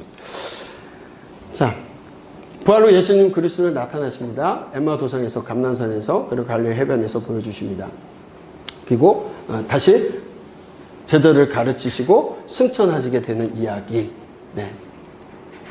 갈릴리 사역으로 7 제자들에게 나타나시고 베드로와 대화하시는 이야기. 예수님께서 갈릴리로 가 있으라고 하고서 그들이 제자들을 회복시키시는데, 그냥 예수님 부활하시고 승천하신 것이 아니라 실패한 인생들을 다시 찾아오세요. 예수님의 제자들이요, 다 흩어졌었어요. 예수님이 잡히시니까. 오히려 예수님의 제자들은 다 도망가고 홍곳에 뭉쳐서 문을 잠고, 아마도 마가의 집이 아니었을까 생각되는데, 그곳에서 숨어 있을 때 여인들이 향품 바르려고 오거든요. 그 여인들의 이야기를 부활하신 예수님을 만났다고 함에도 불구하고 믿질 않아요. 예수님이 친히 보여주시고 나서야 그때서야 깨닫게 되어지고 믿게 되어지는데, 그러고 나서 그들은 다시 일상의 생활로 돌아갑니다. 자기들이 하던 어부, 그 물고기 잡는 일들을 했을 때 예수님께서 찾아오셔서 물고기가 있냐 하시고, 이제는 어떻게 하죠? 깊은 데로 가서 그물을 던져라가 아니라 내 오른편에 그물을 던져라 했을 때 많이 잡힌 거, 이거 어디서 봤던 일이었죠? 과거에도 있었던 일인데 예수님이시다 했더니 그들이 예수님께 뛰어쳐 나옵니다. 여러분, 막 뛰어나올 때 베드로의 모습을 한번 상상해 보세요. 어땠을까? 그냥 부인한 게 아니라 3번, 그것도 저주까지 하면서 부인했던 그가, 예수님이 조반을 차려주시고 그걸 먹게 하시고, 그리고 물어보세요. 네가 여기 있는 다른 사람들보다 나를 더 사랑하느냐? 3번 부르시는. 베드로의 그 답이요, 얼마나 쥐구멍에 들어가고 싶었을까요? 그러면서 대답해요. 내가 주를 사랑하는지 주께서 아십니다. 그걸로 끝나는 것이 아니라 예수님께서 내 양을 먹여라. 여러분, 사랑한다는 얘기는요, 구약의 이스라엘 백성들도 하나님 사랑했어요. 말은 사랑한다고 했어요. 그리고 선지자들을 죽였습니다. 신약의 바리새인들도요, 하나님 사랑한다고 했어요. 그리고서 예수님을 죽여요. 예수님께서 사랑에 굶주려 가지고 다시 사명을 감당하는 그들에게 사랑하느냐 물으셨을까요? 예수님의 대답은 베드로에게 네, 사랑합니다, 그 고백 들으시려고 하는 게 아니에요. 다시금 하나님의 일을, 사명을 주시기 위해서 그 말씀을 하세요. 다시금 실패한 자리로 찾아오시는 그 예수님의 모습을 우리는 보게 되어집니다. 이 마지막으로 이 얘기를 하고 되는데요. 여기 보게 되면 이제 이거를 해석하는 여러 가지 이야기들이 있어요. 예수님께서 베드로에게 물으십니다. 너 나 아가파오 하니? 너 나를 아가페 하니? 그랬더니 베드로는 대답을 뭐라고 했냐면, 내가 주님을 사랑합니다. 필레오 합니다. 라고 얘기해요. 그 초대 교부 어거스틴에 의해서 이 사랑이라는 것도 세분화됩니다. 그래서 오히려 사랑은 하나의 단어가 아니라 아가페의 사랑이 있고 필레오 사랑이 있고 가장 저급한 에로스의 사랑이 있다고 얘기하는데 절대 그렇지 않아요. 구약에서의 사랑이라는 단어는 통전적으로 사용이 되었습니다. 같은 단어로 사용이 되어졌는데 그걸 세분화시켰고, 예수님께서 말씀하실 때 21장 말고 20장에서도 예수님도 필레오의 사랑을 말씀하시거든요. 필레오가 그저 인간적으로 조건적인 사랑을 얘기하는 게 아닙니다. 그런데 어쨌든 필레오의 사랑으로 얘기해요. 2차 물어보면 아가파오 하니? 필레오 합니다. 그래? 그렇다면 너는 나 필레오 하니? 필레오 한다라고 얘기를 해요. 변해가는 것도 모습으로 볼 수도 있지만 이보다 더 중요한 건 예수님께서 뭐라고 얘기하냐면 내 어린 양을 먹이라. 내 양을 치라. 내 양을 먹이라. 하나님 예수님께서 이제 부활 승천하셔야 되면서 그에게 사명을 위임해 주시는 겁니다. 내 양을 먹이라. 실패한 존재, 하나님을 저주까지 했던 존재지만 그에게 다시금 사명을 고치시켜 주시고 이제 베드로는요. 이때 고백되어졌던 게 그냥 친구로서 사랑합니다가 아니라 그렇게도 보는 분들도 있지만 이제는 일방적으로 하나님을 사랑하겠다라는 거예요. 이제는 딴 거 보지 않고 사랑하겠다라는 고백으로 울먹이면서 고백했을 거예요. 그리고 그는 죽을 때까지 예수 그리스도를 위해서 살다가 갑니다. 전설에 의해서는 십자가에 거꾸로 못 박혀서 죽을 때까지. 예수님께서요. 친구를 위하여 예수님께서 10절 만찬을 하시면서 제자들의 발을 씻기면서 말씀하셨거든요. 친구를 위해서 죽는 죽음이 가장 큰 사랑이라고. 베드로는 그 친구이신 예수님을 위해서 자기의 생명이 닿을 때까지 죽게 되어질 때까지 삶을 감당하는 것. 이 이야기를 하고 있습니다. 그러면 예루살렘에서 예수님께서 당부의 말씀을 주시고 이스라엘 나라가 회복에 대한 말씀을 주시고 승천하시게 되어집니다. 네. 예수님께서 고난받으시고 살아나실 것에 대한 이야기 그리고 다시 일어나게 되어지고 이제 회개가 예루살렘에서 시작하여 모든 족속으로 예루살렘을 시작으로 모든 족속으로 확대돼서 모든 사람들이 돌아오게 될 것을 말씀하셨고 이것을 누가 너희들이 증인이 될 것이라고 말씀하시면서 사명을 주십니다. 제자들에게. 네. 그리고 사도행전에 가서 승천하시기 전에 뭐라고 하시죠? 오직 성령이 너에게 임하시면 너희가 권능을 받고 예루살렘과 온 유대와 사마리아 땅끝까지 예루살렘에만 머물러 있는 것이 아니라 유대와 사마리아 땅끝까지 하나님께서 허락하신 모든 열방을 향하여 나가서 뭐 하는 겁니까? 예수님에 대해서 보고 듣고 배운 것들 그것에 대해서 증인이 되라고 예수님이 3일 만에 부활 승천하셨다라는 걸 이제 부활하시고 그 제자들에게 가르치고 승천하시면서 사명을 감당케 하셨다는 것을 가르쳐 행하라고 얘기하십니다. 복음서에서는 나타나지 않지만 서신서에 나타난 예수님의 부활 후의 행적이 나타나고 있습니다. 고린도전서의 기록이 정확히 언제 어디서 예수님께서 사람들을 만나셨는지 기록하고 있지는 않습니다만 3번의 만남은 복음서에서는 기록되어져 있지 않습니다. 베드로를 만난 사건은 아마도 12 제자에게 나타나시기 전에 베드로를 먼저 만나셨다라고 고린도전서 15장 5절에 이렇게 고백하고 있는데 베드로를 만난 사건은 아마도 누가복음 24장 34절에 대한 얘기를 의미하고 있는 것으로 보여지고요. 또 500 형제들을 만나셨다고 하는데 그 500 형제들이 누구인지 어디서 그들과 만났는지 알 수 없습니다만 바울 사도는 그 사람들이 아직도 대다수 살아 있다라고 표현을 하는 것으로 보아서 실제적으로 예수님을 따르던 여인들뿐만 아니라 수많은 무리들이 있었던 것으로 보여집니다. 그리고 야고보, 예수님의 동생에게 보이셨다. 동생이었던 예수님의 야고보에게 보여주는데 야고보의 정체에 대해서 학자들이 많이 의견이 있습니다. 누구 야고보냐 모르겠다 얘기를 하지만 정통적으로 이제 예수님의 동생 야고보를 지칭하는 것으로 보여주고요. 그렇게 보여주셨기 때문에 후대의 예루살렘 교회의 수장으로는 베드로가 아닌 예수님의 동생 야고보가 수장으로 있었던 것을 볼 수가 있습니다. 그래서 사도행전에 보게 되면 베드로가 다녀와서 야고보에게 이렇게 얘기하고 바울 선생님에게 마지막 그 갈라디아서 이제 율법에 대한 이야기할 때 할례를 해야 되느냐 말아야 되느냐 할 때 4가지에 대한 이야기할 때도 야고보가 결정을 해주는 걸 보아서는 예수님 살아계실 당시에는 야고보가 예수님을 따랐는지 믿었는지 정확하게 알 수 없지만 성령 받은 후에 야고보도 예수님의 제자가 또한 그렇게 되어지지 않았을까라고 보고 있습니다. 그래서 외경인 히브리인의 복음서에 야고보에게 보이셨다, 만나셨다라는 이야기들을 부활 후에 예수님 만나셨다는 이야기를 하게 되어집니다.